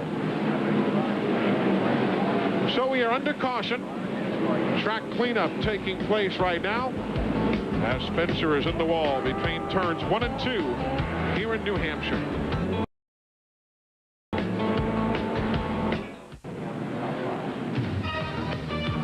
Coming up next. Next Sunday here on TNN, the ASA drivers make their first visit to Chicago Motor Speedway. Should be quite a challenge for these teams that have never seen that racetrack. It's a new 1-mile track, kind of shaped like a paper clip. Long straights, tight turns. Don't miss the USAMeets.com 200. That is next Sunday at 3 o'clock Eastern and Pacific, right here on TNN. There you see Jeffrey Bodine. He has just stopped on the racetrack for 1 lap. The reason was for this little incident, and we'll explain it for you. Here he was trying to come to the stripe to what he thought would be a chance to get his lap back from race leader Tony Stewart. And it looks to you and I like Jeffrey Bodine beat him to the stripe. And he did, except when the caution came out for Spencer, Jeffrey Bodine had already taken the yellow a mile earlier. He was just coming to the start-finish line the lap prior when the caution came out. So he had already taken the caution, as did Michael Waltrip. So NASCAR is not penalizing Jeffrey. When they made him stop for a lap, they were just getting the lap back that he had gotten on the field. So Jeffrey Bodine is fine. He is still a lap down, though, in 26th spot. Meanwhile, Jimmy Spencer, he took a pretty mean lick into the wall, and here's what it looked like when he got out of the race car. Yeah, you can see him favoring the left leg there, and what happens a lot of times, you'll have that on your left leg on the brake pedal when you hit the wall, and it'll dislocate it when you hit. And they had to help Jimmy to the ambulance for the ride to the infield care center. There you see Dale Earnhardt Jr. after his pit stop. And there's Michael Waltrip. He now has stopped for the mile while the field comes back. And Michael, just like Jeffrey Bodine, had already taken the caution flag once before coming back around to try and get a lap back. And Glenn, I guess neither Michael nor Jeffrey in the heat of the day realized that they had already taken the yellow once. Well, I'm betting the other way. I bet they did and thought they could get by with it. And that's exactly what I would have tried to do too. However, let's put things the way they are now with Michael Waltrip, Jeffrey Bodine, and these cars here. Ricky Rudd, Dale Jarrett, Ward Burton, Steve Park, Bill Elliott. All those cars are lined up in front of Tony Stewart right now. They're all the guys that pitted off sequence. So they are actually at the tail end of the lead lap. They will restart the race in front of Tony Stewart. They were on pins and needles out there hoping that the pit stop for Tony and all the rest of the field cycled around before the caution came out, but it did not. So they're out in front of Stewart now, but they are on the very tail end of the lead lap. There were 3 other cars that were in that position too: Rusty Wallace, Ricky Craven, and Jeremy Mayfield. However, those 3 cars stopped during this caution period for right side tires, so they're at the tail end of the lap, solidly a lap down. Boy, things are mixed up right now. So we get a 1 to go signal now as Dale Earnhardt Jr. is back in again at lap number 106. There's Michael Waltrip, who kind of got going again too quickly. Right. Now we really get screwed. Well, you heard the comment from the racing team. NASCAR, and we'll tell you more after we remind you about NASCAR.com, your online 24-hour garage pass. Want to get all the news about NASCAR, scoring, all the latest info? Log on, as we all do. NASCAR.com. They'll bring you up to speed. You heard the comment from the team saying that they didn't agree with the ruling. Just to pass along to you what's being said on the NASCAR radio, which we all monitor in our right ear while talking to you guys. David Hoots, who is the Winston Cup race director, not the series director, Gary Nelson, but the man who actually runs the race. He has said, please tell the 7 team that we will show them the video after the race is over, that they did get the caution flag prior, just as the accident happened. And he said it's not an arguable question. We have the verifiable proof, and certainly when the day is done, they'll go in and look at the video and show it to the team. But I'll tell you, NASCAR doesn't make many mistakes. They really, really don't. They know what they're doing with this stuff. Especially when you're staring at a TV monitor, as yeah, that helps. As everybody has been. All right, going back to work here. Now remember, the 20 car on the outside, about the 5th car back. There's your race leader, Tony Stewart. Then Bobby Labonte is second. Nemechek is third. Nadeau is fourth. And all those guys out in front of him are hoping to hope that there's a caution flag right about now so they can get back in this ball game. Well, there's a lot of cars right now that's going to have to run harder than they want to stay ahead of the 20 car there, Tony Stewart. Boy, Jarrett did not have a good work through that corner there. That car really loaded up on him, and he had to woe it down. Look at the mess the leader is in. Tony Stewart in that orange number 20 is your leader. Cars all around him. And the guys he is going by right now, he is basically putting them a lap down. That is why they're fighting so hard. Craven, who led so many laps in the 50 car, Wiggles in the back end, just trying to keep Tony Stewart from passing him. And he's going to do it for the moment. Now watch again with a live action in the upper left. Watch the right-hand portion of your screen. Look at Jarrett right there in the middle. You see him? Makes it 4 wide there for a quick second. He gets on the brakes. Look at Steve Park in that yellow number 1, having to just calm down and get things settled. John Andretti, your outside pole winner, is in the pits. Unscheduled stop for John Andretti. Good going up.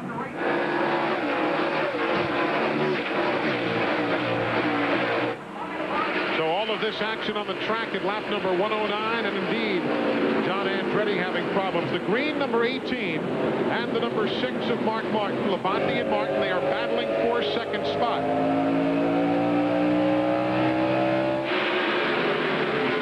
Number 3, Dale Earnhardt, he's running in 6th place now. I noticed he was pushing and shoving a little bit himself there in that heavy traffic, trying to get by his own car there. Steve Park, the yellow car, just behind him. I'm amazed Earnhardt is running this well. That car has been absolutely rotten all weekend long. And one of the practice sessions, he was 42nd out of 44 cars. And they just have not been able to make it cut through the corners. At 8 o'clock this morning in the garage, they still didn't know what they were going to do to fix it. But obviously they have. Steve Burns, what's wrong with Andretti's car? Eli, we're outside the infield care center waiting on Jimmy Spencer, and as Johnny Andretti entered pit road, we could hear that he had at least lost 1 cylinder. The motor sounded just awful, and now they have the hood up. So behind the wall goes the Cheerios entry. That's a battle for position there on your screen, folks. 33, Joe Nemechek. 3, Dale Earnhardt. That's 5th and 6th place. Earnhardt should make the pass, but the outside groove is beginning to work on the high side. But you can see right there when he picked up the throttle, the 2 cars running basically. Nemechek will pull back now. But down into turn 1, this shouldn't be a race anymore. Right at 9,000 RPMs, we're at tops out. Now, because of all these guys who are a lap down and so on, we'll set it for you again. The 1 car, Steve Park, is not in that mix. Steve is in 32nd, 1 lap down. Only the 3 and the 33, Earnhardt and Nemechek battling for position there, and they're going for 5th and 6th. Got a good memory. Remember back to the Busch Series race here in 1992. Nemechek, Earnhardt battling for the lead. And in the very late stages, Nemechek beat him and won. Not today, Earnhardt got him. If you wanted to know how to take advantage of a good place there, did you see Earnhardt just move up a little bit and take the angle off it so Nemechek couldn't turn, and he went right by him. So that's a good battle right there. Race leader, though, is still that orange number 20 of Tony Stewart, trying to put the others around him a lap down. Hey, folks, you can enter TNN's Red Wing Shoes Work Hard, Win Big sweepstakes, and you could be a winner.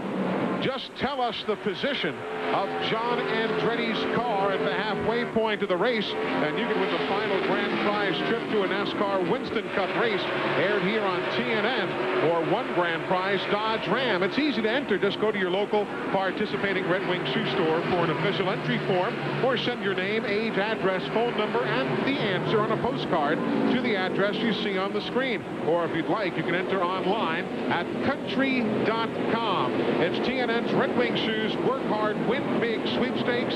Right now, John Andretti is behind the wall in 39th spot, while the King looks to see how the other cars from Petty Enterprises are doing.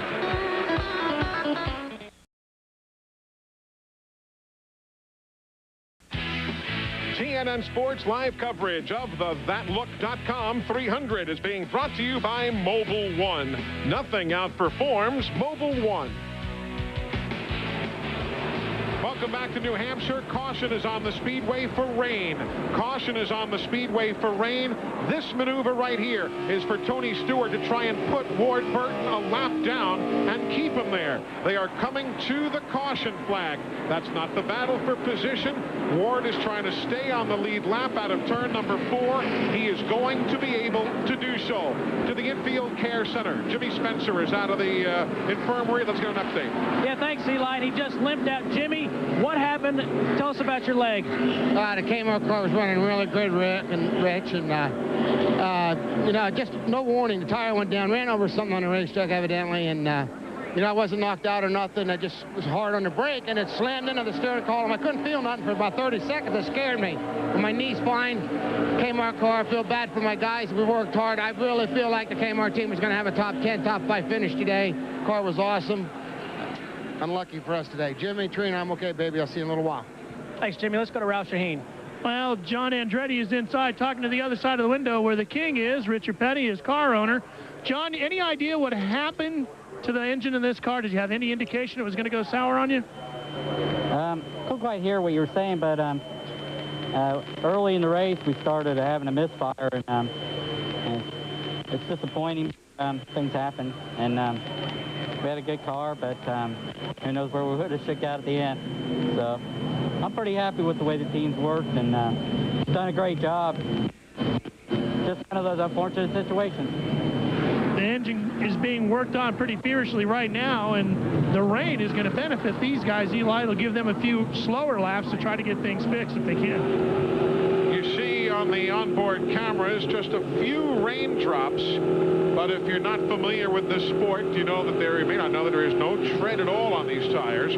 Obviously, that's a very elementary item for many of you who follow the sport regularly, but you see Rusty making the stop. A wet racetrack and slick racing treads, or slick racing slicks, if you will, do not make for a good combination. Eli, all these cars right here made up that lap that they were about to go down. Now they are at the back of the field, so they have nothing to lose. Come in, get fresh tires, fuel, go back out. Let's go to Glenn. Well, you're exactly right, guys. And Ward Burton just came in and made a 4-tire change. And I'm telling you what, guys, he's my new hero. He did one whale of a job in holding off Tony Stewart to go that lap down. I'm telling you, that was an awesome display of driving. On the outside lane, that's pretty hard to do when the guy's got fresh tires on you, and you're battling, and you're in the outside and the leader with fresh tires on the inside. But great job of these guys. They got him down the way, a little bit of trouble. Here's Ralph. Bobby Labonte has decided to come down pit road and take 4 tires, Glenn. They had an absolutely phenomenal stop last time at 15.3. Going to work now on the left side here. Everybody watching the skies. The rain continues to fall. And this one's just a little bit slower, 15.8. But another very solid stop. The crew, the number 18. Now, as you can see, it's a very light rain that is falling.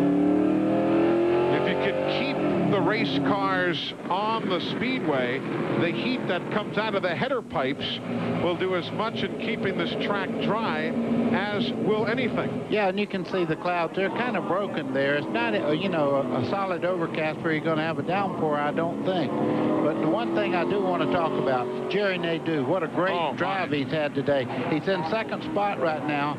And I tell you, anybody that was in Charlotte this year, watched him win the Open there and move on into the Winston itself. He did a great job in there, was running second there. He just did a great job, and his crew chief, Furr, told me, let me tell you something, this guy is the star of the future. He is a native of Danbury, Connecticut, calls this track his home track, and his experience here includes 3 wins in the Skip Barber Pro Series, including one from the pole back in 1995.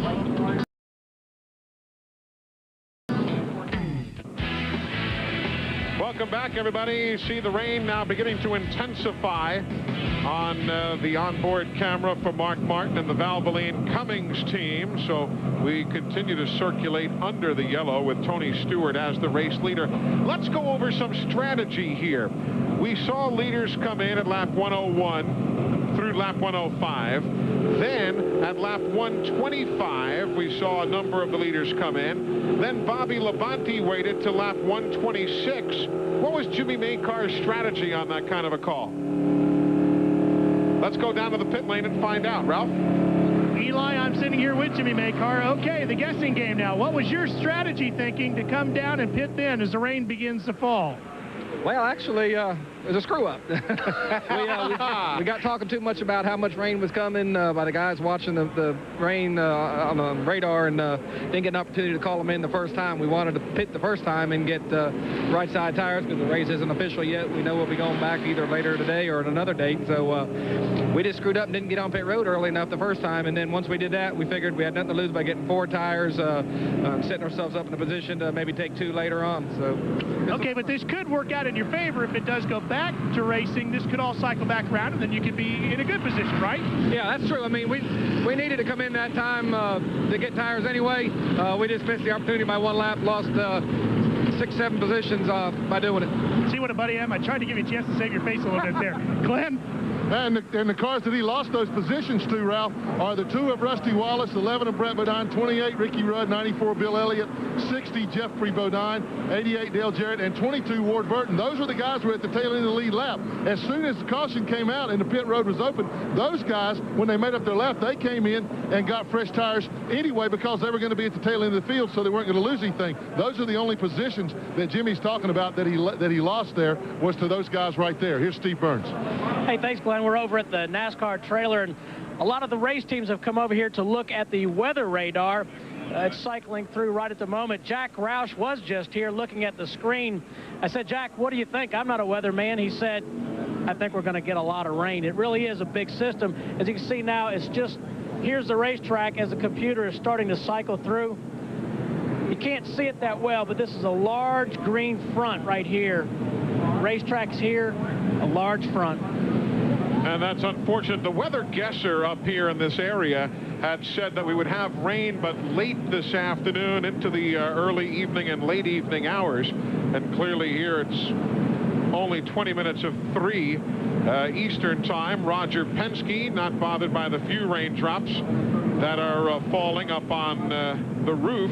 You might have seen, well, you just saw a gentleman walk by there. You got a glimpse of the back of his head. That was Wayne Aughton, who was the series director for the NASCAR Craftsman Truck Series. And in addition to having observers all around the track and, of course, the pace car driver, Wayne was outside there trying to find out exactly what the situation was like, to get a good gauge on how bad it is raining. They are going to throw the red flag here. NASCAR has just decided to throw the red flag, and that is the running order at this moment. There are a grand total of 31 cars on the lead lap. So your first 31 that you'll be seeing will be on the lead lap. The remainder are at least 1 lap down. They are going to cover the cars, bring them down the pit lane. We will cover our cameramen, though we won't bring them down pit lane.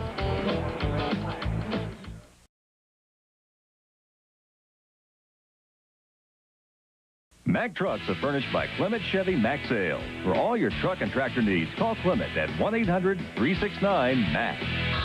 And by Featherlight, the official trailer of NASCAR, CART, IRL, NHRA, ASA, and World of Outlaws. Remember to call Featherlight for all your trailer and motor coach needs at 800-800-1230. Welcome back, everybody. Just a moment ago, actually just 48 seconds ago, the red flag was put out, and it is not a heavy rain. NASCAR, as a matter of fact, is going to ask the drivers to stay right at their cars. They will allow them to get out, as you see. Tony Stewart there. You saw Johnny Benson. The King is going back to the garage to check on John Andretti's machine, though the word is that they have withdrawn that one from competition today. Many of the drivers are just going to sit in their cars. Others, as we say, will just get out and stand by the machines. NASCAR hoping that this is a very short caution period. There's Sterling Marlin and the Coors Light entry. We're only 19 laps shy of halfway, but NASCAR is not going to just go around and run 19 miles under yellow and call it a day. They owe it a whole lot more than that to the fans who have bought their tickets. Yes, the race fans, they bought a whole ticket, not a half one. Well put. We've had an awful lot of rain lately. Michigan really have. rain shortened, and then we had the Pocono rain. And the Busch Series had 2 rain delays last week in Milwaukee. Yep, and now rain here. But, of course, this is New England, and it does rain a good bit here. Greg Zipadelli, a New Englander himself, is going to take a moment to unwind here and see what the rest of this afternoon has in store. We'll get Glenn Jarrett to get you a rain suit because Mr. Berggren here rode his Harley in this morning. That was smart, don't you think? Of course, of course. And it was kind of you to ask if I'd like to ride back to the hotel with you. I don't think so. Thought I'd see how that would work, Eli, on the back of the bike. Rear weights, I'm afraid. Yeah. Let's go down to the pit lane and join the bench racing that's going on. Glenn?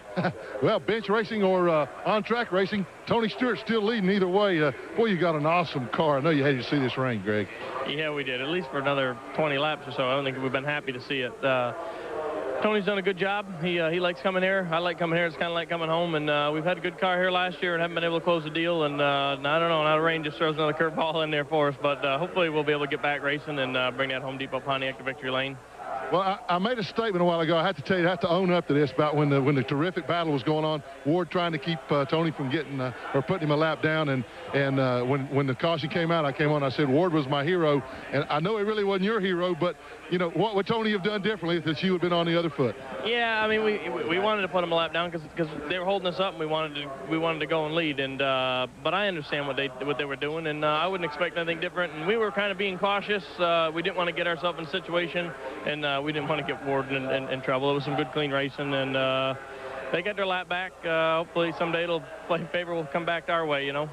It always does, guys. One more thing about this team. The normal spotter for this team is Mark Robertson, and Mark is not here this weekend because his wife Melanie was injured in a diving accident in a lake near Richmond, Virginia. So today Gary Plattenberger is spotting. So Tony's got a brand new spotter. I tell you, Tony and Gary doing one whale of a job. Here's Ralph Shaheen.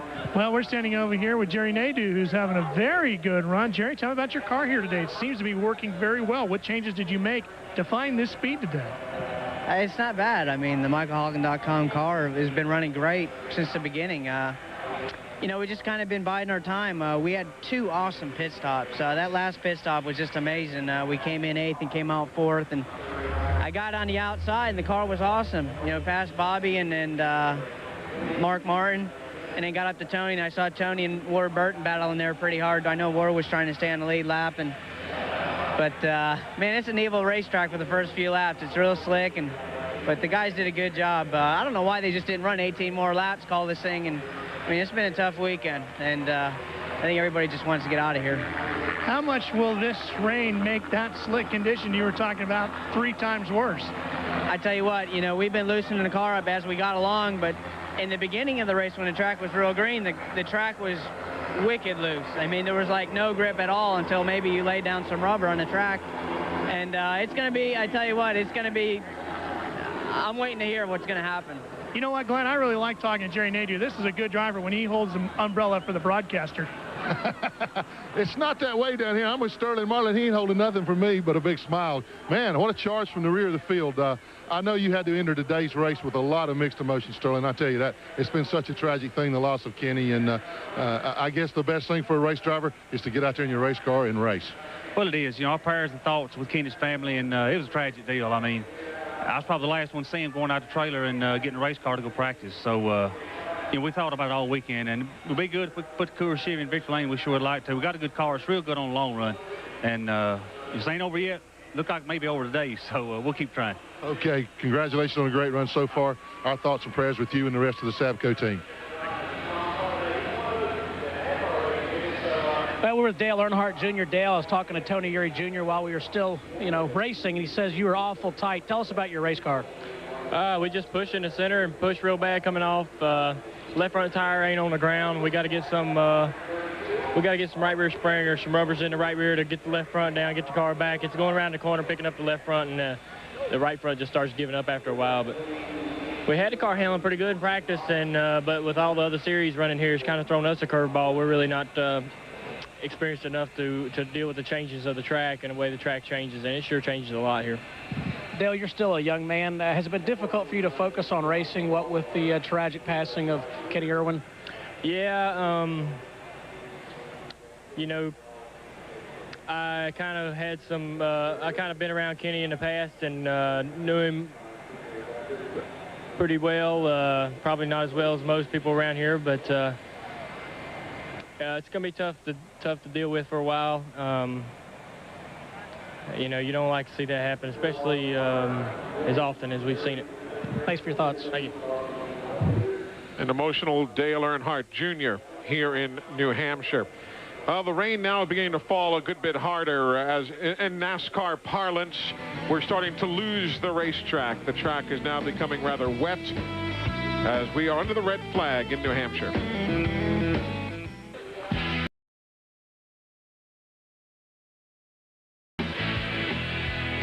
Well, it's the latest in rainwear, the giant hefty bag. But regretfully, we're having to see it today. We are under a rain delay. The red flag came out 10 minutes and 16 seconds ago as the rain shower moved in just, 18 laps shy of halfway here in the event.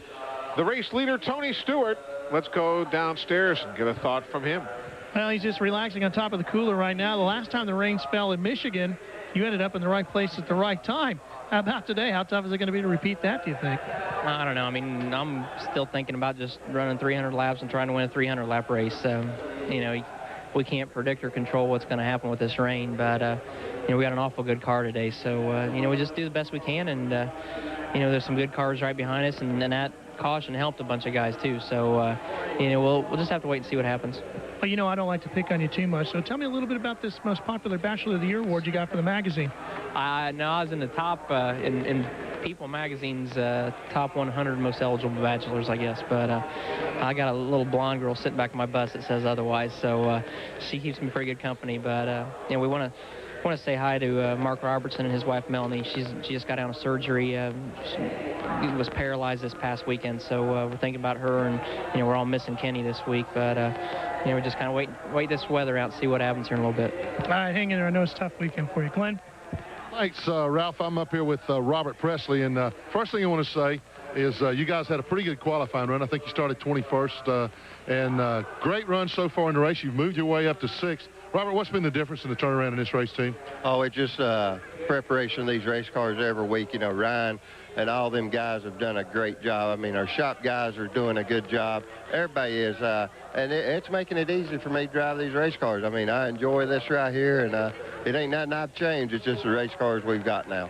For those of you that don't know, the Ryan that he's talking about is his new crew chief, Ryan Pemberton, moved over from the 36 team this year. And the one thing that I have noticed, though, is to get those cars into that position to where it fits you, you and Ryan have to communicate, and that looks like what's going on now. You found somebody that you, Robert Presley, can really work with and get some results out of. Well, the thing is, he watches me drive, and then he works on the race car according to what it needs and what I'm asking for instead of what he done a year ago or 2 years ago. You know, he wants what the race car does, and I mean, he'll get on me about a line I'm running. We'll change a line if it's good. Okay, that's the way you go, buddy. If it ain't, let's try something else. I mean, it is. And second half of this year, I think things are going to look better. It's got to make you feel a whole lot better about coming to the racetrack each and every week, knowing that you've got better equipment, better prepared equipment, and people that you can communicate with to get what you want out of the car. That's a great thing about it now is we're a race car now, not just a field car anymore. So really happy for this whole Jasper team. And, I mean, as me and Ryan get to know each other more and more, I think things are going to get better. Robert, I know how tough it is, particularly back in the pack and the middle of the pack, to racing back there. Sometimes tougher than it is up front. Guys won't give anything. But when you get a good race car under you and you're able to race these guys, do you find that you're getting a little more respect from everybody else now? Well, you get a little more respect, but I'll tell you, anybody that runs from 20th back, man, they work a lot harder than them guys in top 20. I mean, I've been back there, and I know what it's like, but this brings back a lot of these Busch days where we run up front, so it's feeling good. Well, it's got to be feeling good. You know, Eli, it doesn't seem fair. The guys running back about 15th or 20th race so much harder, but they don't get paid as much. All right, guys, thank you very much. There you see the weather radar. That right there is Loudon, New Hampshire. And all of this right here is ugly old rain. So we're going to stay here and keep things going. But again, that dot area right there you saw was Loudon, and that's where we are located. And they have now given the drivers clearance to head back to the garage. Tell you, it's sad, not that you want to see a race go halfway, but obviously it is official at halfway. We were about 8 minutes shy of getting to that spot. You see Bob Baer there. Just a quick look at the owner, founder of this fine racetrack, one of the classiest guys in the world of racing. We're going to come right back and continue. There's Bob Baer. What we are going to do after this commercial break, we're going to be bringing you some look back at last year's Jiffy Lube 300, because that's going to be far more entertaining to you at the time being. We'll, of course, be standing by here. We'll update you periodically. So after the break, we'll go back a year to last year's race.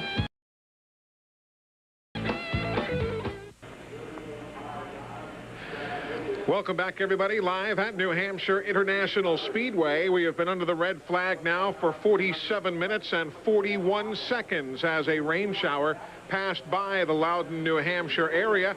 Good news is that for the last short while, the rain has stopped and NASCAR has continued with track drying, and hopefully we are closing in on the restart of today's race in between what is expected to be another rain shower.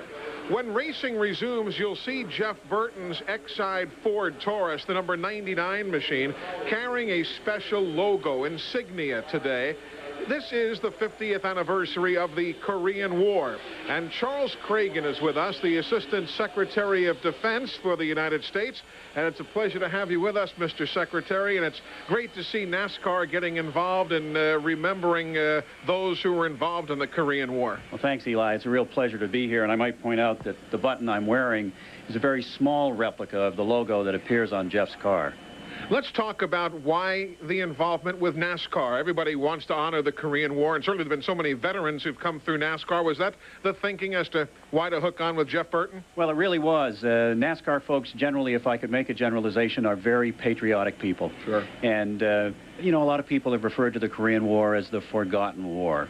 Well, this gives us an opportunity to make sure it's not forgotten anymore, that the men who served and many who gave their lives, we remember them and the valor that they exhibited. Now, when you were with us during the pre-race activities, and hopefully you folks at home had a chance to enjoy them along with us, we had a couple of flybys here, and I understand you, sir, are the person to thank for that. Well, I would say that the people to thank are the men and women that flew those aircraft. We had Air National Guard personnel from the state of New Hampshire in a KC-135 tanker, 2 F-16 fighter pilots from the Vermont Air National Guard, and 8 pilots and crew in 2 B-1 bombers that launched on a training mission this morning out of Kansas. And believe it or not, we were the target that they were training to today as they flew over the New Hampshire International Speedway. Well, Mr. Secretary, great to have you with us. And again, thanks for all you do with Veteran Affairs and the reservists and so on. And we're all happy that NASCAR and TNN today can be part of this remembrance of the 50th anniversary of the Korean War. Well, thank you for your support. Our pleasure. Charles Cragen is the Assistant Secretary of Defense for the United States. Right now, you get a better look at that logo as our cameras have worked into position to show you the hood of Jeff Burton's Exide Ford Taurus. That logo pretty much says it all. Right now, down on trackside, we are understanding that NASCAR feels the track is dry enough to put the race cars back out there, and to then hopefully, with the heat generated off the header pipes, to continue the track drying. We are just at this point 18 laps shy of halfway. That's about 9 minutes of racing, and not that NASCAR is looking to go only to halfway. They're hoping to get the entire event in, but at the same time, they would like to get whatever chance they can to go racing before the next set of rain showers move in. So they have refired the engines. The red flag is withdrawn after 50 minutes and 59 seconds. Tony Stewart is the leader. Jerry Nadeau is second. Mark Martin third. Dale Earnhardt fourth. And Joe Nemechek fifth. When we come back, Buddy and Dick, Glenn, Steve, Ralph are all set to go racing. Back in a minute.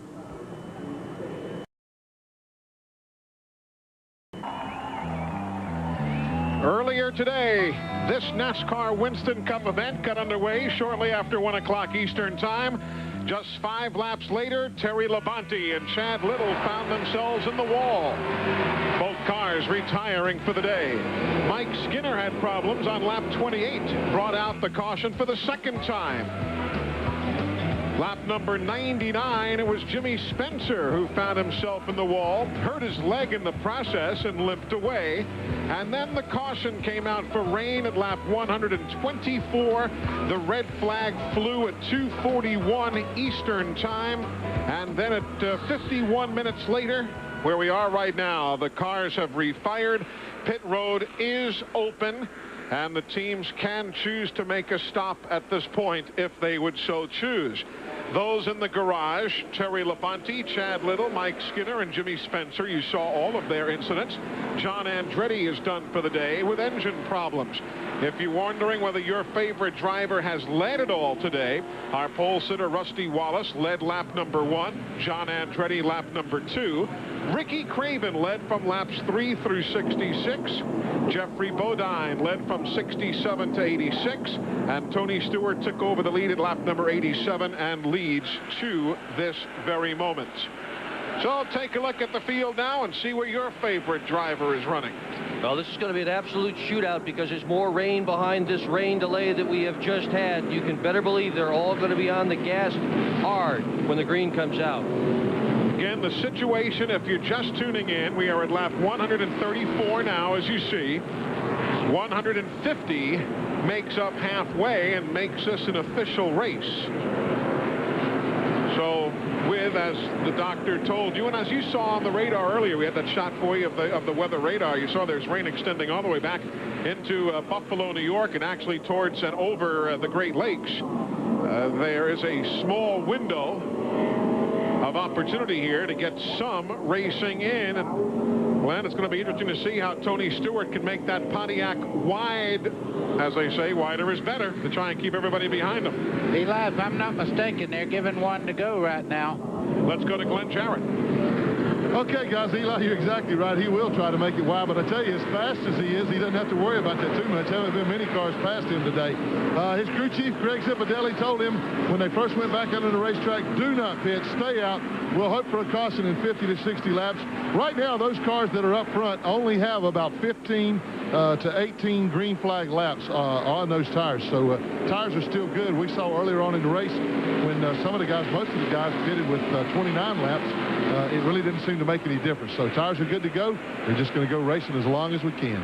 If you want to know who's a lap down, just look on the inside there. All the cars on the inside lane there are a lap down.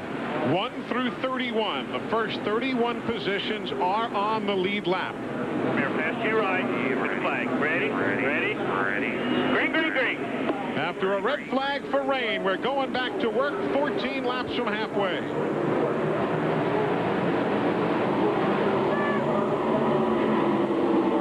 The 16 of Kevin LePage. He is not on the lead lap. That white and purple machine. He is trying, though, to get his lap back. Jerry Nadeau in the 25, however, is, and he would love to grab the lead. Boy, Tony Stewart just washed way up the racetrack going into turn 1. Right now, Kevin LePage trying to get his lap back there, and he's got Stewart hung up on the outside. So Kevin LePage now on the tail end of the lead lap, and it's going to hold up Stewart because here comes Nadeau. Second place, Jerry Nadeau fighting to get the lead as they come off the corner. Tony Stewart gets a little better forward by getting up off the corner now.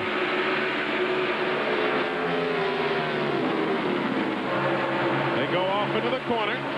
Nadeau washes high there. Don't say wash. No. Slides up. There you Slides go. up. All right. There are a bunch of guys that seem to be having a hard time staying down in the bottom of the racetrack right now. Cars have all sat still. That's third place you're looking at on your screen. Mark Martin, right behind him, Dale Earnhardt.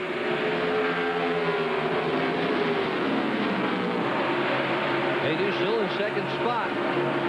Everybody again keeping their eye on the track and on the skies because there is more rain in the area, says the weather guesser.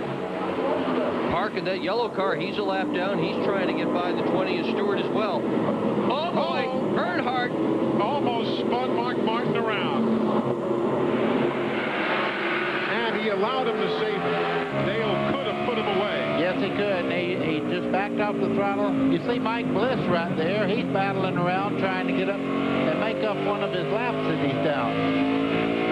Steve Park has just gotten around the race leader, and he has picked up a position to get on the tail end of the lead lap as we check in with Ralph. I talked to Jimmy Fennick, crew chief for Mark Martin, just as they got set to go back to racing. Eli, and I said, how's your car? And he said, well, we're okay, but we're not real fast. We can still race, but we're not as quick as we'd like to be. They haven't been good all weekend long. The car will go between push and loose and push and loose. But, boy, he's got his hands full now because Earnhardt is all over the back end of that thing. Now, what's going to happen now? The tires are getting hot. The racetrack's getting sticky again, and the good cars will start really moving out. Look for Tony Stewart to go right up there and pass those cars that made up that lap a while ago. I noticed Jerry Nadeau in second spot also putting the heat on. There's a big pack of traffic from 24th on back. There's Dale Jarrett. What a He's pilot. at 25th. What a pile of good cars back there, Eli, in that pack of traffic. And all of this is because of the sequencing of pit stops before we went to the red flag for rain. Up front, Nadeau, native of Danbury, Connecticut. Notice Nadeau and Tony Stewart both were sliding out a little bit as they started off. Now they've got the heat back in the tires. Air pressure's back up where they want it. These cars are beginning to fly around the racetrack. Looks like Nadeau right at the moment is every bit as fast as Tony Stewart. Nadeau has never won a Winston Cup race. He has a career top 5 finish one time only. He was 5th at Watkins Glen last year. This is his best chance ever in his career to win one of these things. And Mike Skinner's coming back on the racetrack after that car was all beat up earlier. Right, well, we watch this battle on the racetrack. Mike Skinner returns from the garage. There he is, 116 laps down. 116 down, but he's out there nevertheless. Big Band-Aid on the back of that thing. Now remember, the 16 and the 1, the purple and white car and the yellow number 1, they are on the tail end of the lead lap. They are trying to stay ahead of the 20 of Tony Stewart. And the car of Jerry Nadeau just jumped sideways coming up out of the corner. He lost 3 or 4 car lengths, but he has straightaway speed in escrow right now.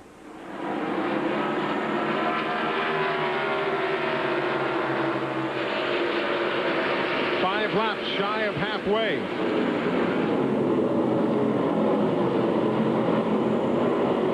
Tony Stewart took over the lead at lap number 87. We're now at lap 145, and remember, we've seen Tony wear him out here in the past, only to lose out to the fuel mileage. A lot yet to play out today.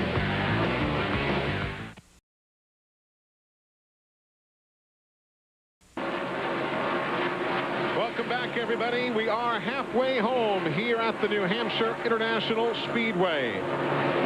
The ThatLook.com 300 as the teams get the halfway flags, the crossed flags. So this is now an official event. Tony Stewart is the race leader. By the way, if you're entering TNN's Red Wing Shoes Work Hard, Win Big sweepstakes, John Andretti will finish 39th today. John Andretti going out with engine failure earlier. He will finish 39th. So if you're going to participate, go to a local Red Wing shoe store for an official entry form, or just send your name, age, address, and phone number to us, or even enter online at country.com. Either way, TNN's Red Wing Shoes Hard Work Win Big sweepstakes could make you a winner. The grand prize to an upcoming NASCAR Winston Cup Series race or a grand prize Dodge Ram truck. John Andretti, the answer. He will finish today in 39th position. Well, after all the pit stops, so you see the NASCAR's timing and scoring rundown. Robert Presley has been having some problems here of late, slowing on the track and backsliding. Matter of fact, the black flag will be out. Listen in. You hear that sound? Glenn, it doesn't sound healthy. No, it sounds awful. It's like a lot of black smoke rolling out of it. Robert's been talking the last few laps of the ride it out. Hope it didn't get too bad, but it's getting worse every lap. So Robert will be in. They'll change the carburetor. Tough break, man. He had a good run going. So Robert Presley, you see him already low on the racetrack, and he'll be coming onto the pit lane for service. Brian Pemberton and the crew will be awaiting him on pit road.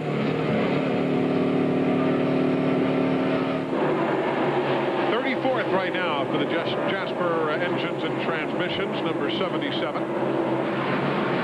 Up front, that's the spread, 0.4 of a second, about 10 car lengths or so from Stewart back to Nadeau. Yeah, and just behind them, Joe Nemechek has turned it up a notch. He has really moved up. That's him right there in the 33 car, and he has really passed a bunch of cars since the restart.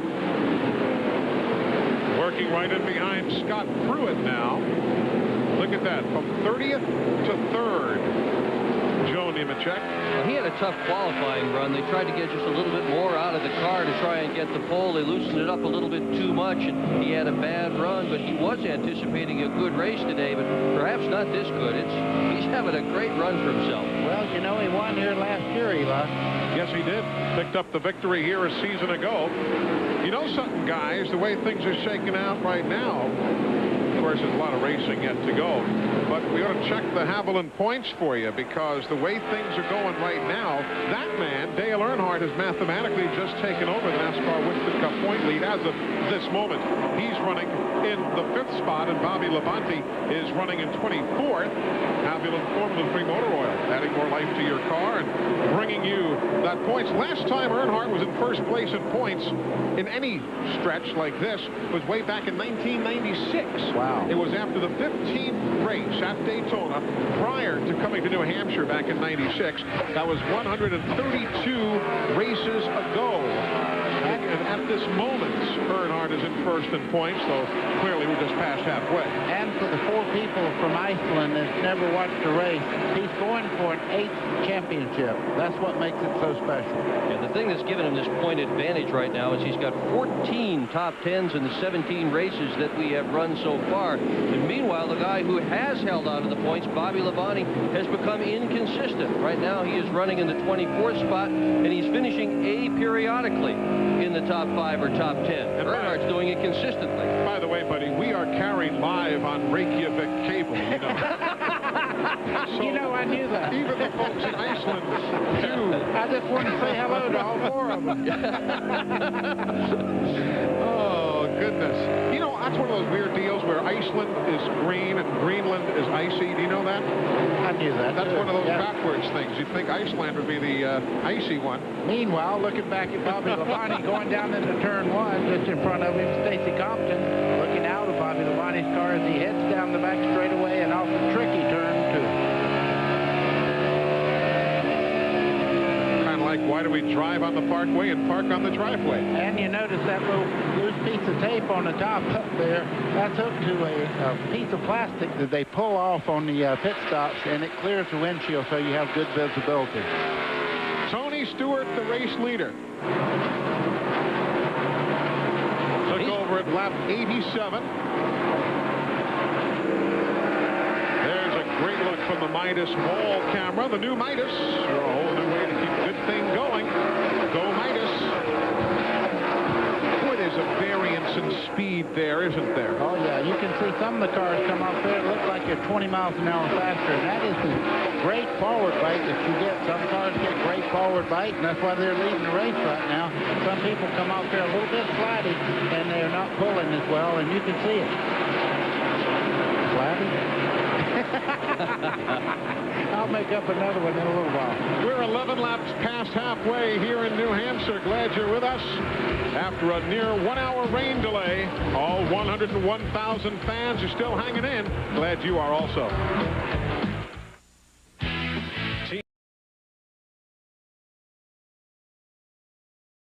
CNN Sports live coverage of the ThatLook.com 300 is being brought to you by Route 66. Jeans, clothes. It's not Main Street. Only at Kmart. Welcome back, everybody. Glad you're with us here at New Hampshire International Speedway. Eli Gold, Buddy Baker, the Dr. Dick Berggren, along with Glenn Jarrett, Steve Burns, Ralph Shaheen, the whole TNN Sports crew on hand with you. Riding with Bill Elliott. right behind him, you see Ward Burton. Now we're looking forward from Ward's car towards the 17th place running Bill Elliott. Squeezes out right out against the wall, and there's that piece of tape I was talking about a while ago. That's where they pull plastic off to clean the windshield on each pit stop. Remember, Bill Elliott had that unscheduled pit stop on lap 94 for those 4 tires, but manages to get back and stay on the lead lap. Comes Ward right up on the quarter panel, and I hope Bill Elliott knows he's down there. That wouldn't be a good decision to pull down when they get up to there. And that is for position. Ward Burton will grab 17th away from Bill Elliott. Jeffrey Bodine right behind in the 60, and then Dale Jarrett in the 88. They are all battling for position. That is 17th, 18th, 19th, and 20th. And all these guys are battling their way back to the front because they were almost a lap down due to circumstances on the racetrack where they pitted out of sequence and got almost a full lap down. Now they're fighting their way back to the front. But Jeffrey Bodine was the quickest car before that time. You notice, though, in turns 1 and 2, Bill Elliott just can't keep his car on the low side of the racetrack. Each of the last 2 times by, it's cost him positions. Exactly what you're talking about right there. The car just washes right up the racetrack, and here comes Bobby Labonte under him. And that was in 3 and 4. In 1 and 2, it's even more noticeable. See it wash Melanie, that's for Melanie Robinson, the lady who was injured, diving into a lake.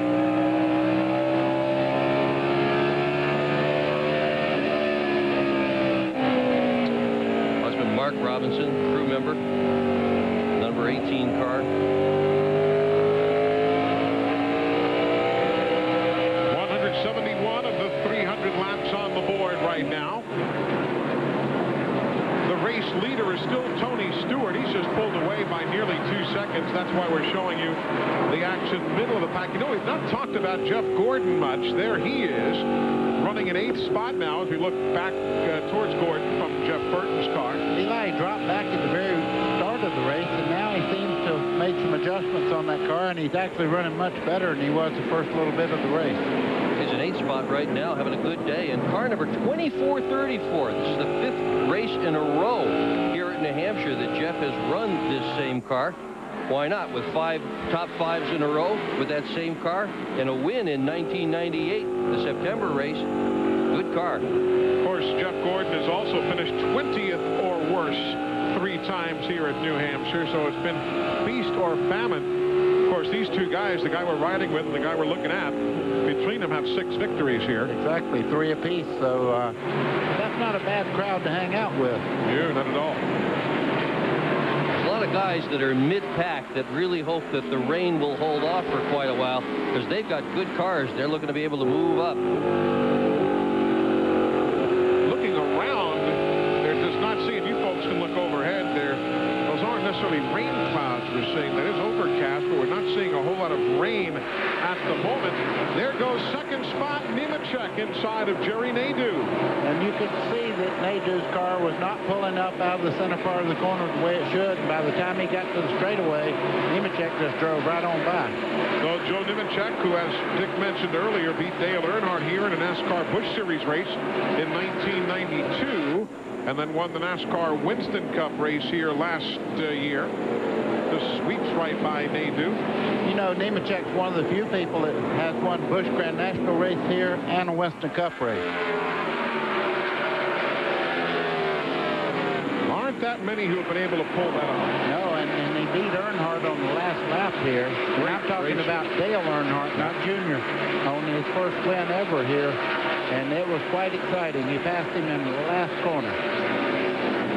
Putting Steve Park a lap down again, the leaders are. Now, sitting here looking at the numbers, they came in at 101, then at 125 and 126. We're probably about a dozen laps or so from another series of pit stops. Hey, folks, while we break away, something for you to think about. You know me. My hometown is Grand Rapids, Michigan.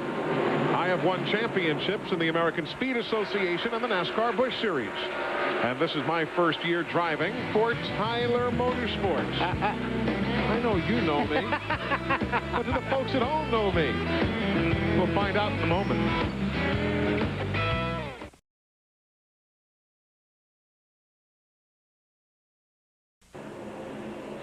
You know me. I was the 1995 NASCAR Busch Series champion and almost won the Daytona 500 this year. I am Johnny Benson.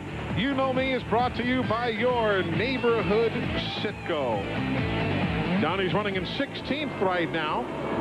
And you see that quarter pound, somebody out there needs to look at that because he has been so close to winning this year, and they're looking for sponsorship at this moment. But look at the nose of that car. He has already put it in the back of one of these race cars out here. It's pretty well beat up there, and that will hurt him just a little bit. Tony Stewart is the race leader. He's led 98 laps today. Joe Nemechek running second. His best of the year was 5th at Atlanta. Nadeau is running 3rd. His best of the year was 8th at Sears Point. Martin is running 4th. Earnhardt is running 5th. Schrader is running 6th. Then you've got Jeff Burton, Gordon, and that guy. Look at Elliott Sadler in the top 10. His only top 10 of the year was Texas back in March. And his best finish of the season was Darlington. You know, I was thinking about it here. Nemechek is potentially his best finish of the year coming up. As we said, he's 5th now. Nadeau is 8th. Schrader is running 6th. His best finish of the year was 9th at the Daytona 500. And Sadler running in 9th, and his best of the year was 12th at Darlington. We've got a bunch of fellas now potentially with their very best finishes of the season. And there's, again, Elliott Sadler. I believe I said he finished top 10 in Texas back in March of this year. It was obviously March of last year. Wouldn't mind have given him the extra year's credit, but it was March of '99 when he had his career best there at Texas. You know, and we talked about Elliott Sadler in the Wood Brothers car there. He's only had 52 starts up to today, so he's basically learning the racetracks and how to do the Webster Cup thing, if you will, and he has Mike Beam working with him, so it's going to be a good race team pretty soon, I think. Here comes Tony Stewart. He is in. Joe Nemechek becomes the race leader. This pit stop at lap number 188. Glenn Jarrett is on the pit lane. We thought they might wait until around lap 190. That's what we were told, but evidently they wanted to. They're going to make a track bar adjustment. They're going to raise the track bar. Tony wanted the adjustment. They knew they were going to have to come in 2 laps. Wouldn't make that much difference anyway. This should start a whole bunch of guys coming in. They're going to change 4 tires. Guys, I got a feeling that some of those cars that lost track position that are back in the field might do a 2-tire change. I don't know, just to try to gain some track position. 16.9, that's a great stop, and they did make that rear track bar adjustment on Tony Stewart. Kenny Wallace has come onto the pit lane, as there you see Joe Nemechek. Now, when Joe won here last year, remember, he took on 2 tires late in the day while everybody else took on 4. And that decision obviously paid off last year. Lap 189, Jeff Gordon comes down the pit lane. The DuPont team is in for service. Glenn? He is pitted right behind Tony Stewart. And they made a major track. They made a track bar adjustment on Jeff Gordon's car as well. He is also changing 4 tires. Like I said, it'll be the guys maybe toward the rear. Jeff is down in the way at 17.2, so he lost about 3/10 to Stewart on the exchange of pit stops there. All of these stops under the green. Here comes the race leader along with Dave Blaney. Joe Nemechek is in at lap 190. Blaney is also in. Steve Burns. Well, I would have liked Glenn Jarrett if they would go 2 tires instead of 4, but we think Andy Petrie's crew will change 4 tires for Joe Nemechek. Tire changers are Alan Whitaker and Jason Enders. Doug Fowler, the Jackman, has Nemechek's car up. A little bit of problem on the left front for Joe Nemechek. 19.3 seconds. That was a costly pit stop. 19.3 under the green flag. That left front just didn't want to change, didn't want to come off. What a shame. So there's the new leader, Jerry Nadeau. Nadeau, who has led this year in Atlanta, where he led 5 laps. He led 115 laps in Charlotte and 1 lap in Pocono. He is leading as Kenny Schrader now comes to the attention of the M&M's crew. He's in, so is Bobby Hamilton. Ralph? Well, and Kenny Schrader only took 2 tires, Eli, and now here comes Jerry Nadeau. He's going to make his pit stop now, and they are planning on raising the track bar and dropping the air pressure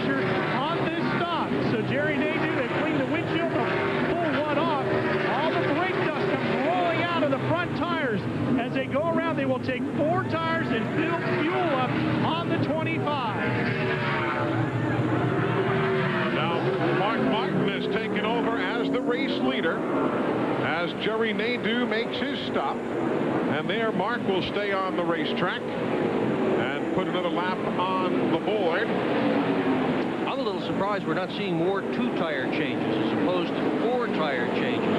These tires are not wearing out very much. There's not much of an advantage to 4 versus 2.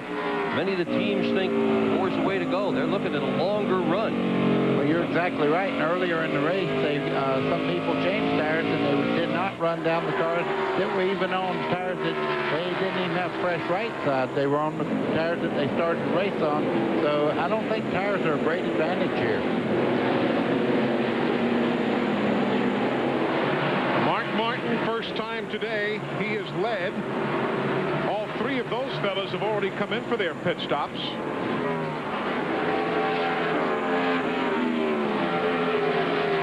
And Martin leads. Dale Earnhardt is second. Jeff Burton is now third with Elliott Sadler running fourth. Rusty Wallace fifth, and Robert Presley making yet another pit stop if you're following his exploits today. Yeah, and Joe Nemechek now, he changed all 4 as Earnhardt comes in the pit. Let's see what he does. Lap 196.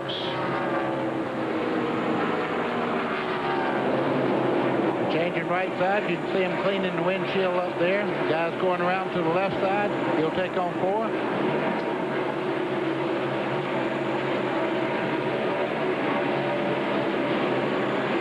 Taking a little extra time. There's problem on the left rear. Problem at the left rear of Earnhardt's car, 20.7. Wow, there's a discussion going on there, I'll guarantee you. Another good reason to not change 4. We've seen 2 teams have problems changing tires on the left side. Steve Grissom in for service as you look at Mark Martin, who's just staying out there. Well, Jack Roush has been known for his great gas mileage, and he really works hard on the carburation on these cars. He and Jeff Burton, all these guys get great gas mileage. Now, according to my notes, if he stopped, if he can stretch it a little bit more here. Yeah, it might be the difference. It might be the difference. They were coming up on 200 laps complete. And you know, this guy certainly is deserving of a win here. He's led half the races, led 5 of them, won a pair of poles here. He's finished second, third, fourth, fifth. Never won so far. We show Steve Grissom in for service now. And he's driving for Kyle Petty that did not come up here this week. They got Steve Grissom to fill in for Kyle Petty. And that is not a pretty pit stop either. And there you see some swapping around. Rusty Wallace slowing on the racetrack. Losing a couple of spots. Mayfield went by. Sadler went by.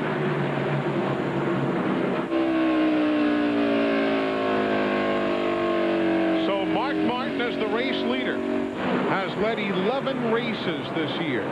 That is tied with Rusty Wallace for the most races led in the 2000 season.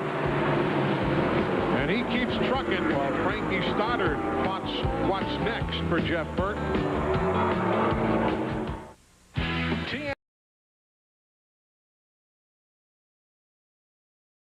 TNN Sports live coverage of the ThatLook.com 300 is being brought to you by Ford F-Series. The best-selling trucks are built Ford tough. Well, he's still out there. The last time Mark Martin pitted was at lap 102. Everybody's been asking that question. We were quite honestly wondering whether we had missed a pit stop somewhere. He has gone from 102 to 204. And Ralph Shaheen is awaiting Mark Martin. Well, he's coming down pit road now, Eli, getting set to come in. This is chassis JR82, which debuted at Bristol, ran 16th. They're not planning any big changes to the car, just taking 4 tires and fuel. They tested this car last week at Lakeland right after running in the Pepsi, and they feel pretty good about it. We heard Jimmy Fennick say earlier the car is good, it's just not real fast. A 17.4 second pit stop for Mark Martin.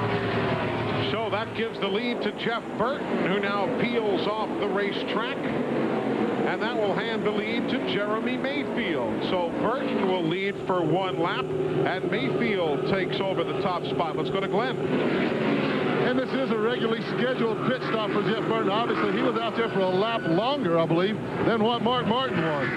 Right now, they have 4 tires up on the wall. We still haven't seen any 2-tire changes. There is a chassis adjustment going into the left rear of the car. First can of fuel is in, second going. No problem so far. Looks like a pretty good stop so far, guys. And Jeff is down and away, 16.9, and it looks like they did get all the fuel in it too. So mighty nice stop for Jeff Burton. So the man with the Panama hat, Jack Roush, already doing his ciphering there. Already computing it all. Jeremy Mayfield is the race leader, the winner at Pocono earlier this season. And Jeffrey Bodine has cycled back around to run second. Ricky Rudd is third. Dale Jarrett is now running fourth. And Bobby Labonte is fifth. Back in a minute. Welcome back, everybody. There you see the battles for the lead until it evaporates, with Jeffrey Bodine and Dale Jarrett coming on to the pit lane at lap 214. I believe I said Dale Jarrett. Clearly that's Ricky Rudd. So it is Jeffrey Bodine and Ricky Rudd who come in to make their scheduled stops. And if we stay green from this point, they could certainly go to the checkered flag. Ricky Craven is in. Matt Kenson is in. These are scheduled stops at lap number 214. And Jeremy Mayfield still out there. He was running just in front of these 2 guys here.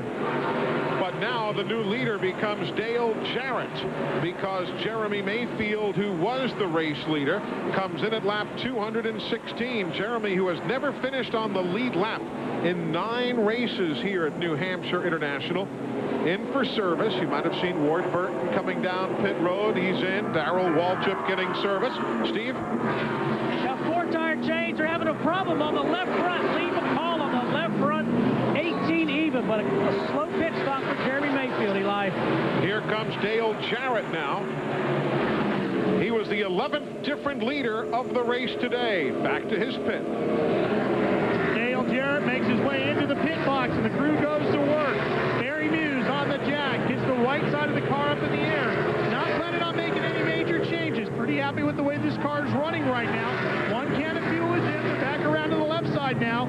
And a fairly simple, clean, good, solid pit stop. And a very good time, 15.3 with 4 tires and 2 cans of fuel. Now here comes Bobby Labonte. He is going to come in to make his stop.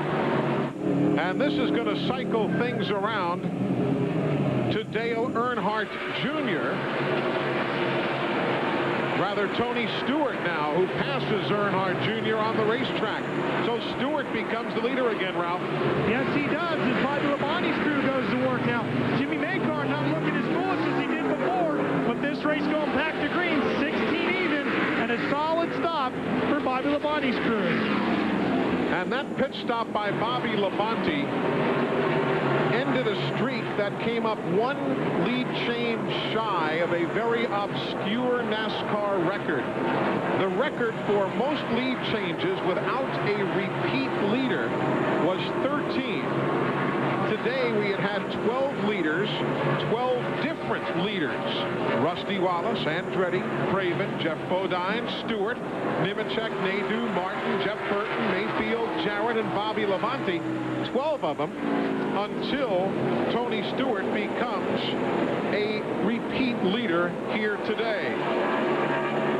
So we came close to making a run at a NASCAR record. Here's Dale Earnhardt Jr. Lap 220. As they changed the tires on his car, his teammate up there, Steve Park, ran out of fuel, it looked like, coming out of turn 2, coasted all the way down the back straightaway. I'm sure he fell many laps back doing that. All of these drivers who are making their stops now can certainly go the distance on fuel. The leader is Tony Stewart. Running in second is Nemechek. Nadeau is third, Mark Martin fourth, and Schrader fifth.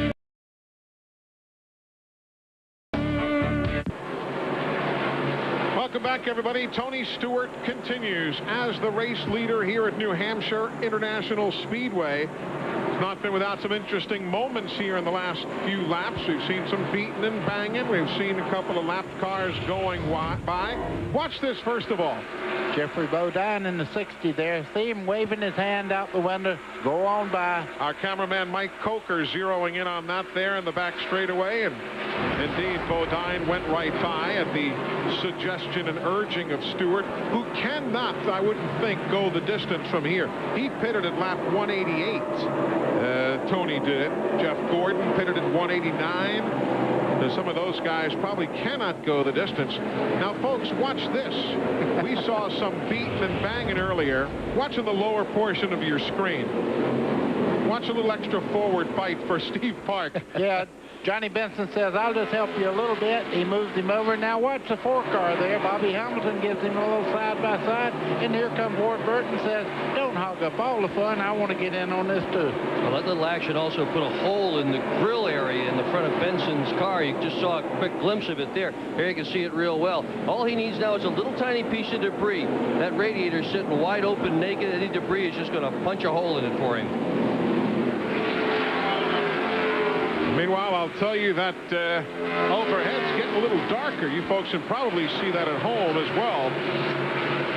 The cloud cover has intensified here in the last little while. Riding with Jeff Burton in the number 99 car.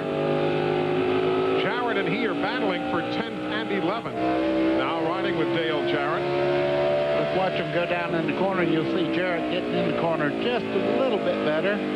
And you can do that when you're riding directly. Now they're both getting back. Little rain there. Did you see that? Yeah. Whoa. Little push there.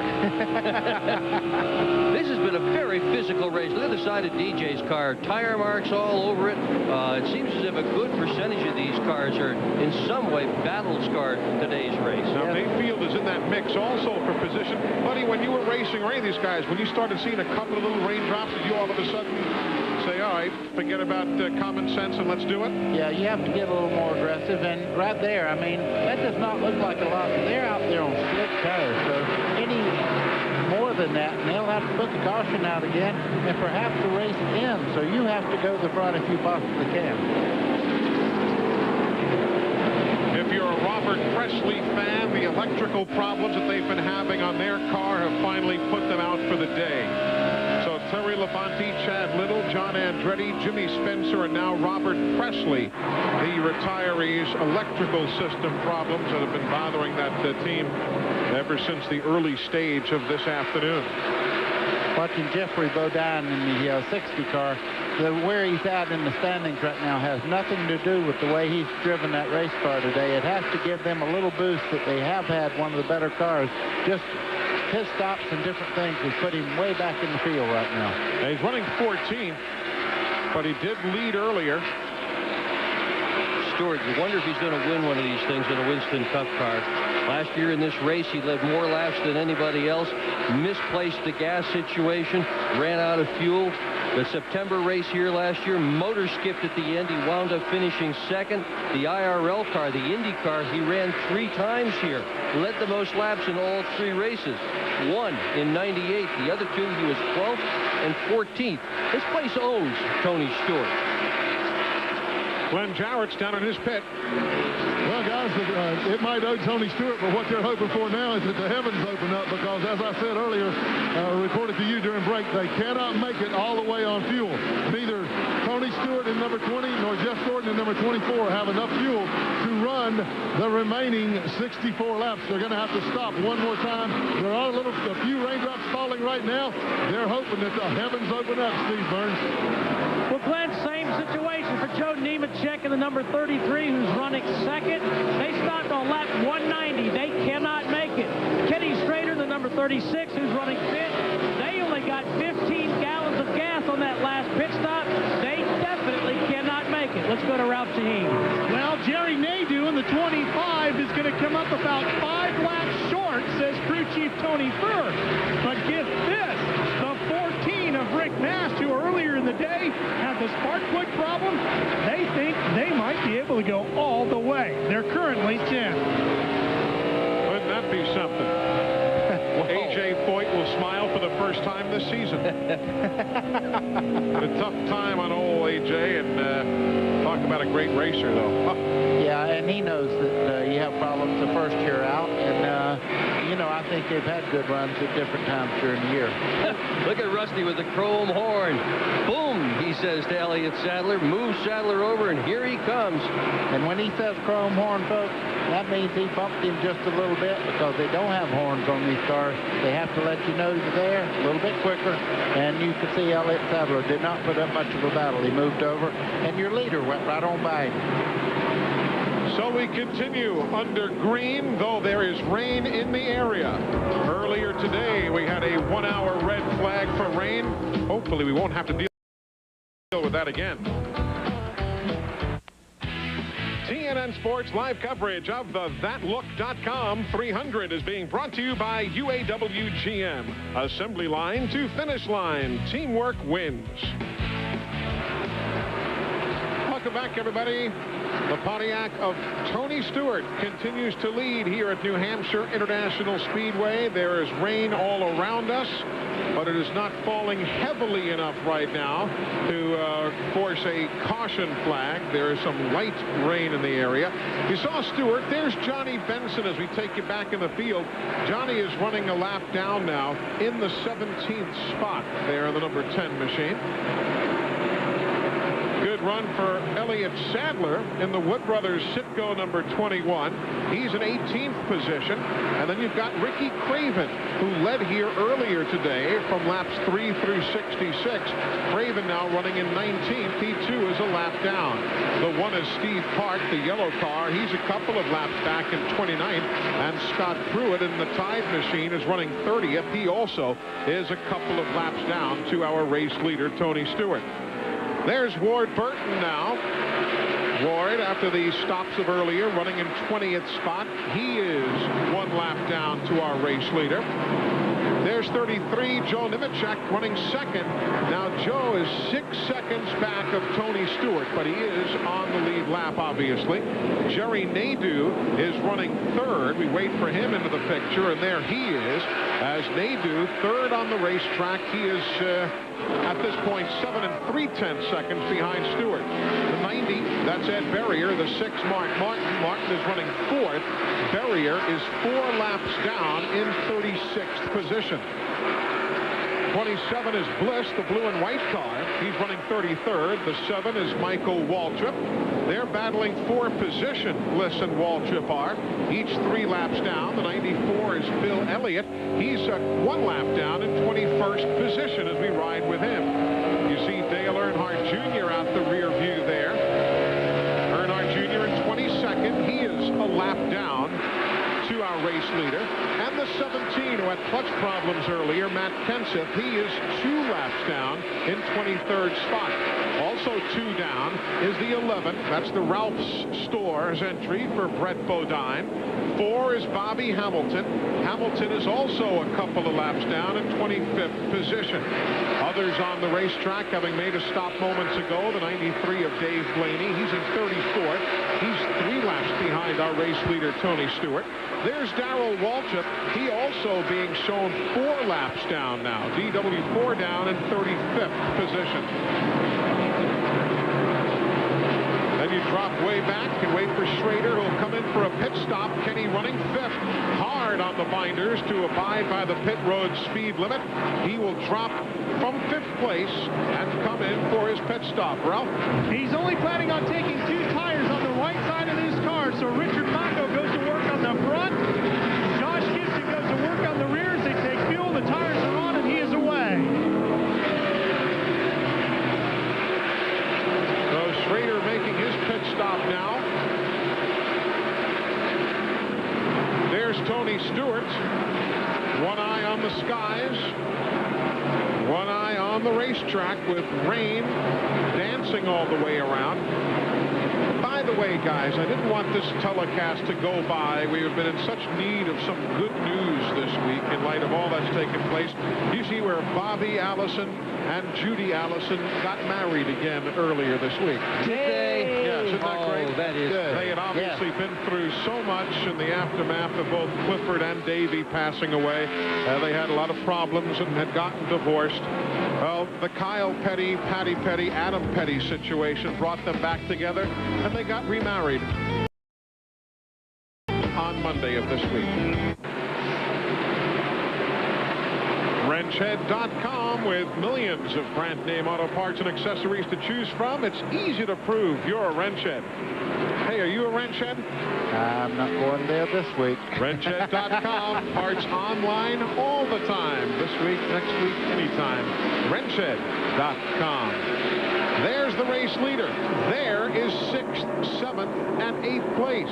Dale Earnhardt, Dale Jarrett, Jeremy Mayfield. And all three of those drivers should have enough fuel. I'm going to tell you something. That's more than a little drizzle. When they started in the corner there was a lot of moisture on the windshield. You see it right there as they head down the back straightaway. Of course, it was clearing itself, but it was showing up pretty big. Now remember, folks, Tony Stewart, from all reports, still has to make a pit stop, as does Jeff Gordon. They are running 1st and 5th, respectively. So should Stewart have to stop, as we expect he would have to make a fuel stop, Glenn told us that, and certainly all the calculations indicate as such, that would hand the lead over to Joe Nemechek. Now, Nemechek pitted at lap 190, which is only 1 mile further, 1.058 miles further than Gordon, and 2 miles further than Tony Stewart. You wonder whether that would be enough. Yeah, probably not. Earnhardt's likely going to have to make a pit stop as well. Dale Earnhardt, he pitted on lap 195. Hey, if nothing happens here, it's going to be Mark Martin's race. Could well be. Because with Stewart and one would assume Nemechek having to pit, Mark, we know, went in the pit lane at 2:04 and had already run 100 laps today.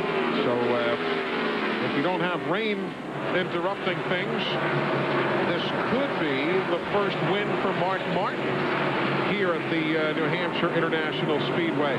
What about Dale Earnhardt? Let's get an update from his pit. Eli, just talked to crew chief Kevin Hamlin, and he's saying that right now it would be awfully close. I don't think he's made his decision just yet as to whether or not he would try to run for the checkered flag, or if he's going to have to just dive down and take a splash near the very end of the race. Now, Dale pitted at lap 196. So 104 laps, and remember, too, that these laps, folks, I know we just mentioned it, but it's worth mentioning again, they are just over a mile. 1.058 miles around is this racetrack. So it's more than just 100 and some odd miles. And was it not at lap 104 that Tony Stewart ran out of fuel last year trying to win this thing? Exactly. A mind like a steel trap. No, I have notes. Lots of notes. Well, since you brought it up. Anyway, Tony Stewart, I was talking to the guys, and I said, Tony Stewart always runs out of fuel before Bobby Labonte. You have same motor, same carburetors, and they said it's the way he drives the car. He's either on the gas or off the gas. He never, ever comes into the throttle easy. And Bobby Labonte drives much easier. He gets better gas mileage, maybe 2 laps, 3 laps better gas mileage than Tony Stewart. Is that a byproduct of his open wheel experience, the driving style difference? I just think he's wide open or stopped. He's that type of driver, and as far as saving fuel, he wouldn't know what you're talking about. Now we're 35 laps from the finish. But again, we are far from the finish as far as storylines. Rain is going to force the caution to fly. Rain has now intensified enough out in turns 3 and 4 that caution is coming out at lap 266. Tony Stewart will come across as the race leader under the caution, assuming he makes it around here with no problems. And he does. So the leader has the caution, Tony Stewart. And now the question is going to be, where are we as far as weather? 13 teams are on the lead lap. Stewart, Nemechek, Martin, Nadeau, Gordon, and Dale Earnhardt. Jarrett, Mayfield, Bobby Labonte, Ricky Rudd, Jeff Bodine, Jeff Burton, and Rick Mast. Those 13 teams on the lead lap. And now the question is, do you go back racing? when do you come in for fuel? Not now. I would think, well, or do you? Well, that's what they're talking about right now on Tony Stewart's radio. They're discussing whether they should come in or not to come in. I would roll the dice, and if I run dry on the racetrack, so be it. What do you think, buddy? I would probably stay out too, Eli. Of course, the real answer is right there. Zipadelli, you could see him talking to Tony Stewart. They're discussing it right now, but I would probably stay out to the last moment because the bottom may drop out. It's all over. Yeah. You've won the race. That's it. I'd stay out and take your chances. You've lost one here on fuel mileage. Try and win one here with a break from Mother Nature if you can. Again, what we're talking about, the fact that Tony Stewart, the race leader, second place Joe Nemechek, fifth place Jeff Gordon, all having to stop for fuel before the race is over. Jeff Burton's going to stop for fuel. Burton is coming in. Burton is coming in at lap 268. So Burton, who is running 8th, is going to drop from 8th down to 11th. Eli, look at the windshield on that car. That tells you how much moisture is out there. They're cleaning it right now, but there was a tremendous amount of water on the windshield itself. Glenn? Well, guys, this is a calculated gamble. Like you said, he was running 8th. He figures right now, if he stops now and goes ahead and makes his stop, and then the rest of the guys have to stop, he knows that Stewart and Gordon and also Nemechek have to stop. So there's only 14 cars in the lead lap, I believe, so he's going to gain most of those positions back if the race continues on. If it doesn't, he's lost a few spots, but it's a calculated gamble. By stopping first, if the race goes back to green, Jeff Burton will be the man leading the race. And in the interest of total disclosure, there will actually be, at this point, 13 on the lead lap. So he drops from 8th to 13th, and then you gotta roll the dice sometimes. We're coming right back. Rain falling again here in New Hampshire, 31 laps from the finish. Andy Petrie and Jack Roush and everybody watching.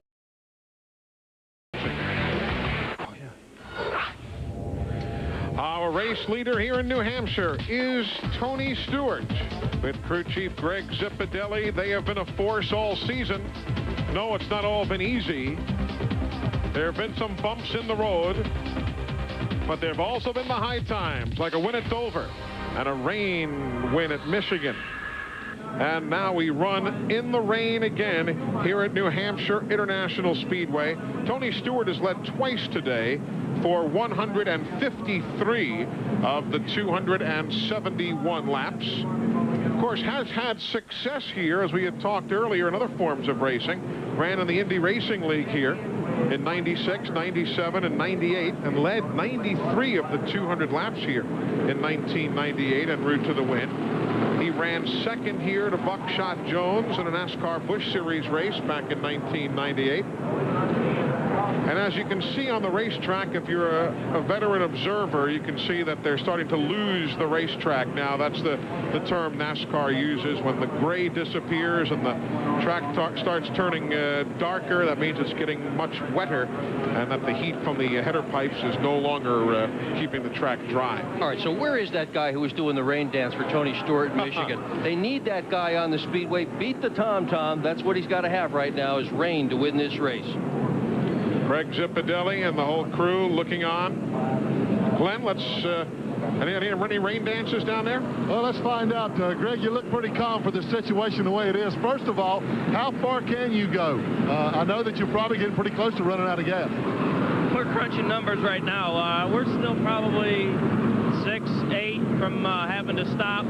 So I don't know. I don't know what to say. I'm just trying to be calm here. I think they're going to bring us down pit road right now and stop. Hopefully, we're going to get a hell of a rainstorm here, and this Home Depot Pontiac is going to go to victory lane in the rain again. I mean, I know I hate to see it end that way for the fans and everything, but man, after the last 2 times we were here last year, it wouldn't bother me at all. Okay, you heard it straight from the horse's mouth. Here's Steve Burns. Thanks, Glenn. We're with Andy Petrie, the car owner, crew chief on the 33 car of Joe Nemechek. Well, Andy, how does this all factor in? We've got rain. It seems like you've got to stop for gas. Get us up to date. Well, it is kind of complicated right now. We're going to be about 10 laps short under green, but it's, you know, the run under caution. If they kept doing that, we could make it all the way. I don't think they're going to do that. So if it stops raining, we go back racing, we'll pit with 1 to go, and don't know exactly what we'll do yet, but that's what we're faced with. And the cars ran great for Oakwood Homes and everybody everybody in Chevrolet. It's been a good day for us. We just hope we get a good finish out of it. Andy, you guys have finished 11th 2 weeks in a row. Are you building momentum as this team's starting to turn the corner? Yeah, we've struggled to try to gain momentum this year. We've got a good competitive car and a lot of races, and we've had some problems. We've wrecked a few cars, a couple motor problems, but we are on the roll right now, and hopefully we can keep going. All right, thanks, Andy. Let's go to Ralph. Well, Jimmy Fennick has climbed down off the war wagon. Jimmy had a great run going, but it looks like the rain's going to cut you up just a little bit short, huh? Yeah, we had him in position win this race with gas mileage. Car wasn't really that strong. At the end, we got it pretty close, but we're working on gas mileage to get it. But I don't look like we're going to get it today. But still, a third-place finish right now here today will help you guys continue to climb back up into the points chase, won't it? Yeah, I mean, it was a good day. The Valvoline team did an excellent job. Jack did good with his carburetors, and our program's getting better. I think we found some stuff. We went testing a couple weeks ago, and this team's really been working hard, and hopefully the back half season we can put it together. There you see the red flag in hand. The caution is still being shown. The caution flies. That's Jimmy Howell, the chief starter for NASCAR's Winston Cup Series. The red flag does not come out until the last car that is rolling comes to a full stop. And you see the leaders are parked down in turn 1. At the back of the line, though, there are still a few machines rolling off of turn 4 and towards start-finish. And then again, David Hoots on the NASCAR radio will say, all right, Mr. Starter, put out the red, and that will happen as soon as Michael Waltrip's car comes to a stop. He says, display the red. The red is out. So at 4:53 p.m. Eastern Time, we've gone to red for the second time today, as once more rain is falling here at the New Hampshire International Speedway.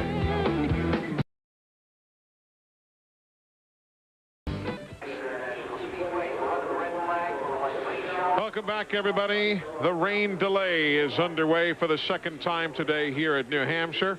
The NASCAR Winston Cup drivers now being allowed to climb from their cars and walk over to both our reporters and the crew from MRN Radio. Tony Stewart's climbing from his machine. Mark Martin getting out of the Valvoline Cummings entry. Let's go back trackside now. Well, Mark Martin is here with us. He has crawled out of the number 6. Mark, that car looked awfully strong. Was it good enough to win, do you think? Easy. The guys in front of us had to stop, and we didn't. So, and everybody that could make it, we had covered real good. So we were sitting there cruising. The last set of tires we got on the car, we got the setup right, and we were cutting the best laps we'd run all day, and no problem going fuel. And the guys in front of us had to stop. If this race doesn't get restarted, you have gone from first on the points all the way to 9th, back up to 7th, and closing in quickly on 6th. Are you feeling better about the performance of the team in general? Hey, this team couldn't help it when parts broke and tires blew out and all that stuff. That wasn't their fault. The performance of the team hasn't been the problem. We had bad luck 5 races in a row, and I guess sometimes your luck just goes that way.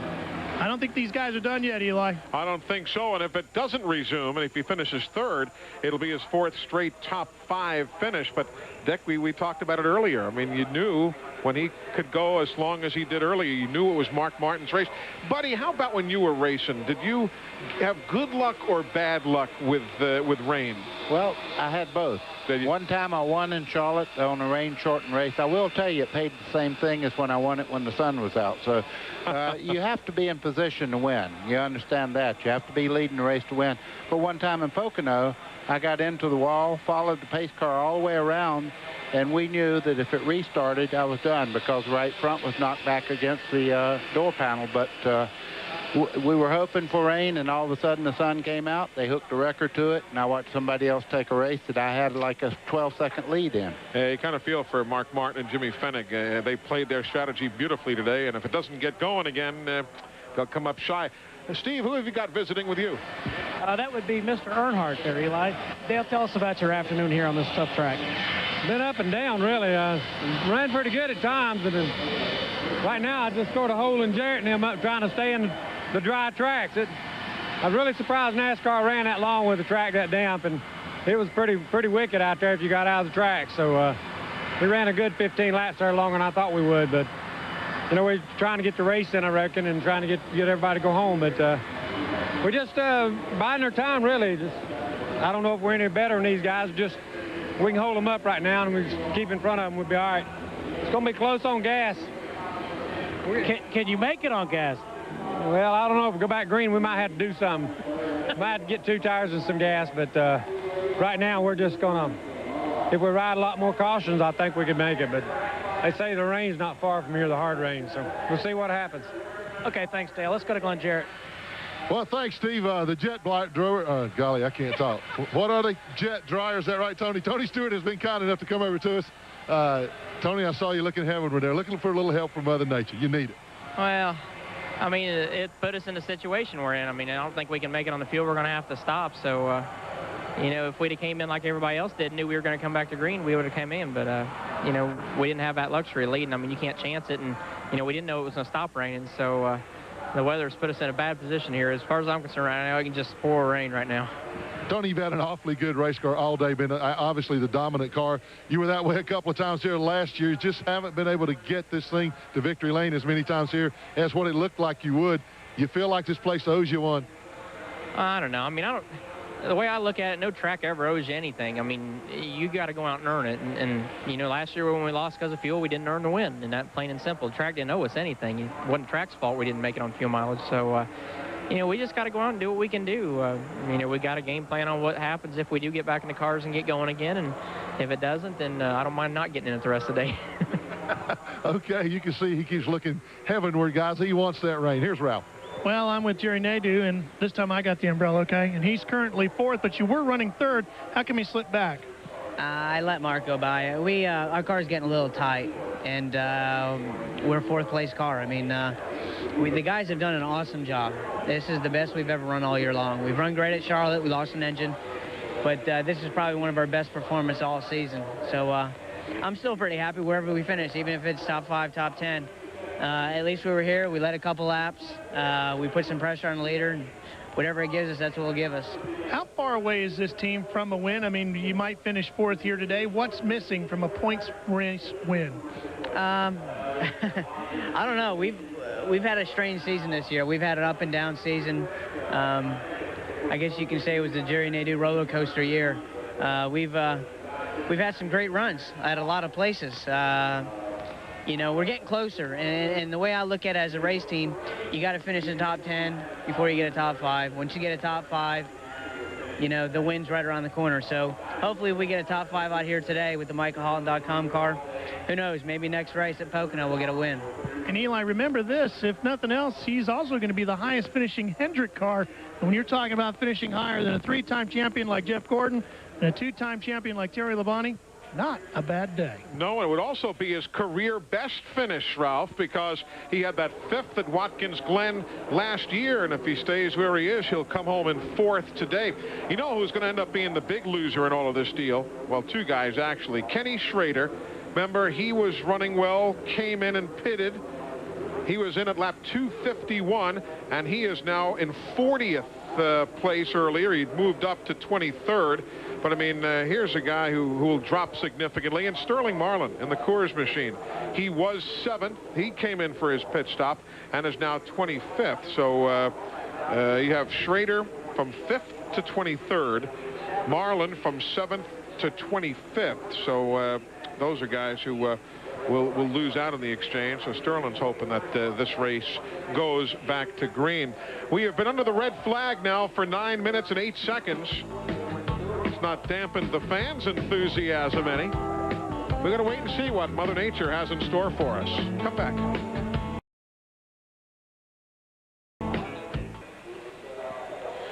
Welcome back, everybody. You see, track drying is underway, trying to keep at least even with Mother Nature.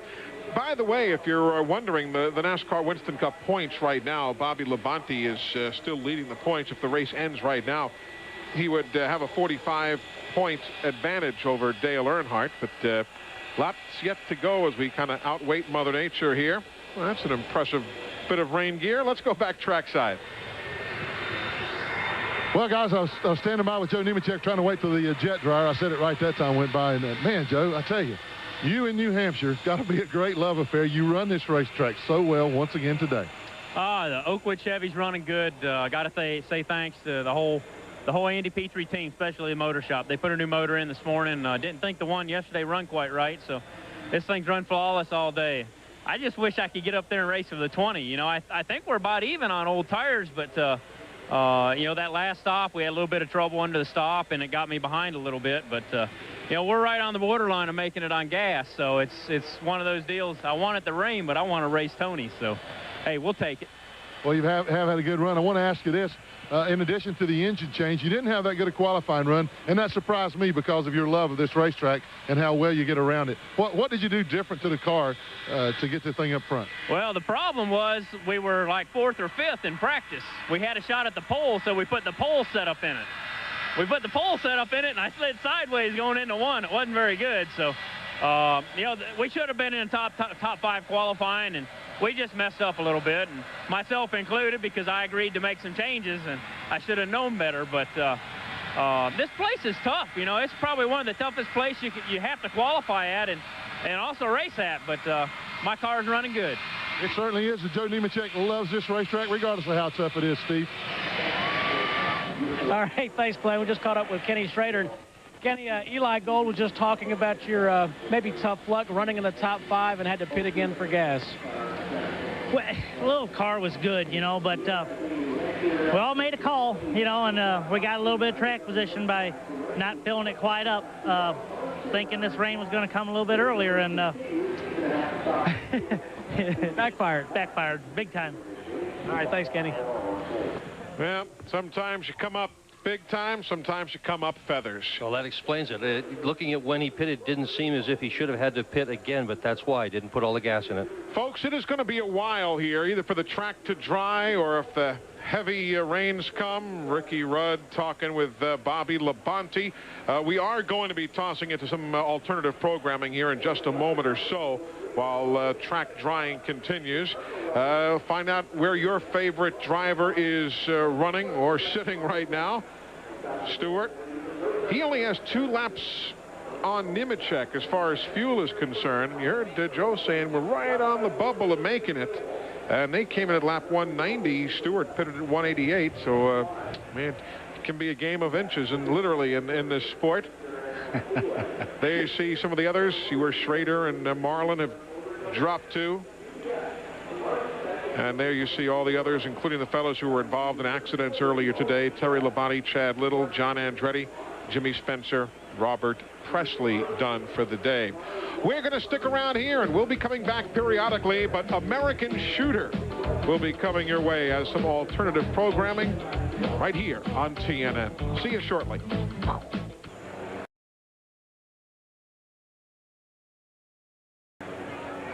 We are back live here at New Hampshire International Speedway. Greg Zipadelli says, how long are we going to wait?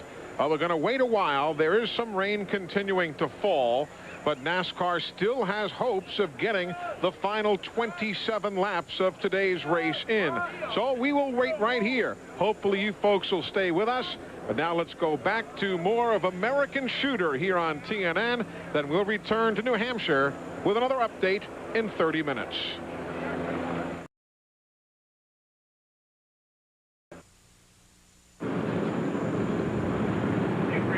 Welcome back, everybody. Well, it is over here in New Hampshire. The ThatLook.com 300 has gone to Tony Stewart by virtue of the rain that has fallen now at lap 273.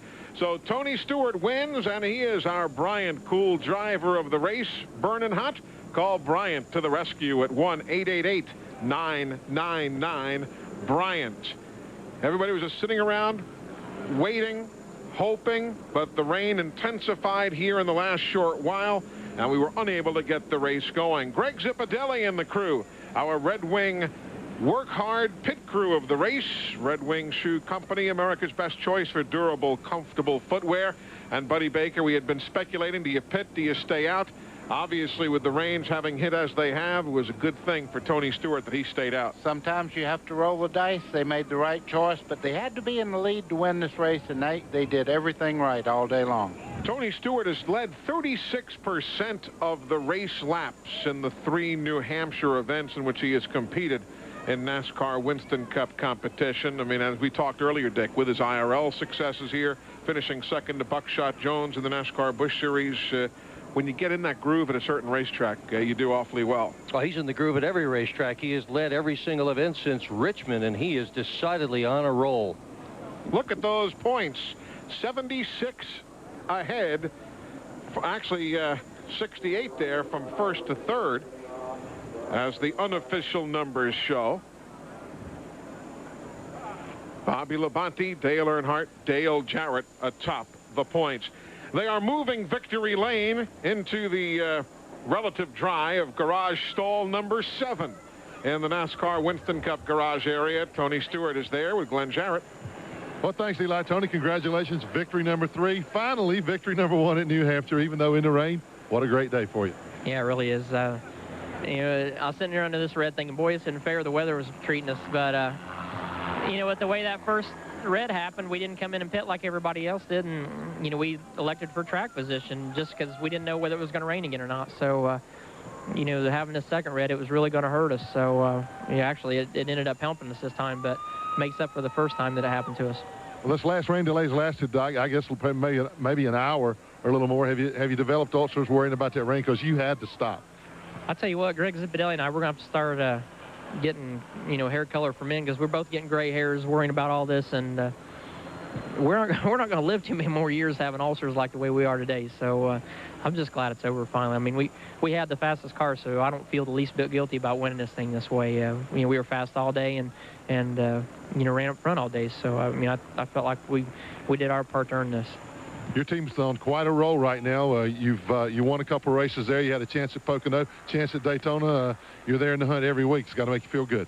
Yeah, I mean, I would trade these wins in for consistency, and that's what I told them after the first win of the year for us. But, you know, that's what's happened finally. I mean, we're back on track where we were last year, and this is about the point in the year where it happened that way last year, too. So we're just hoping for a repeat the rest of the year now. Well, tell you what, congratulations. I'm going to give you next weekend off. Here's Eli. All right, guys, thank you. The 5th win for Pontiac in the year 2000. Tony Stewart becomes the first driver this season to win 3 races. Dover, Michigan, and now New Hampshire. When we come back, a finishing rundown. TNN Sports live coverage of the ThatLook.com 300 has been brought to you by Haviland Formula 3 Motor Oil. Add more life to your car. Well, there you see the finishing order. Best finish of the year for Joe Nemechek.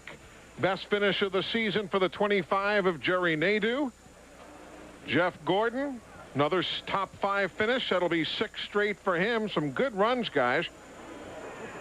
Saw Dale Earnhardt, 15th top 10 for Earnhardt this season. That's the most of all the drivers.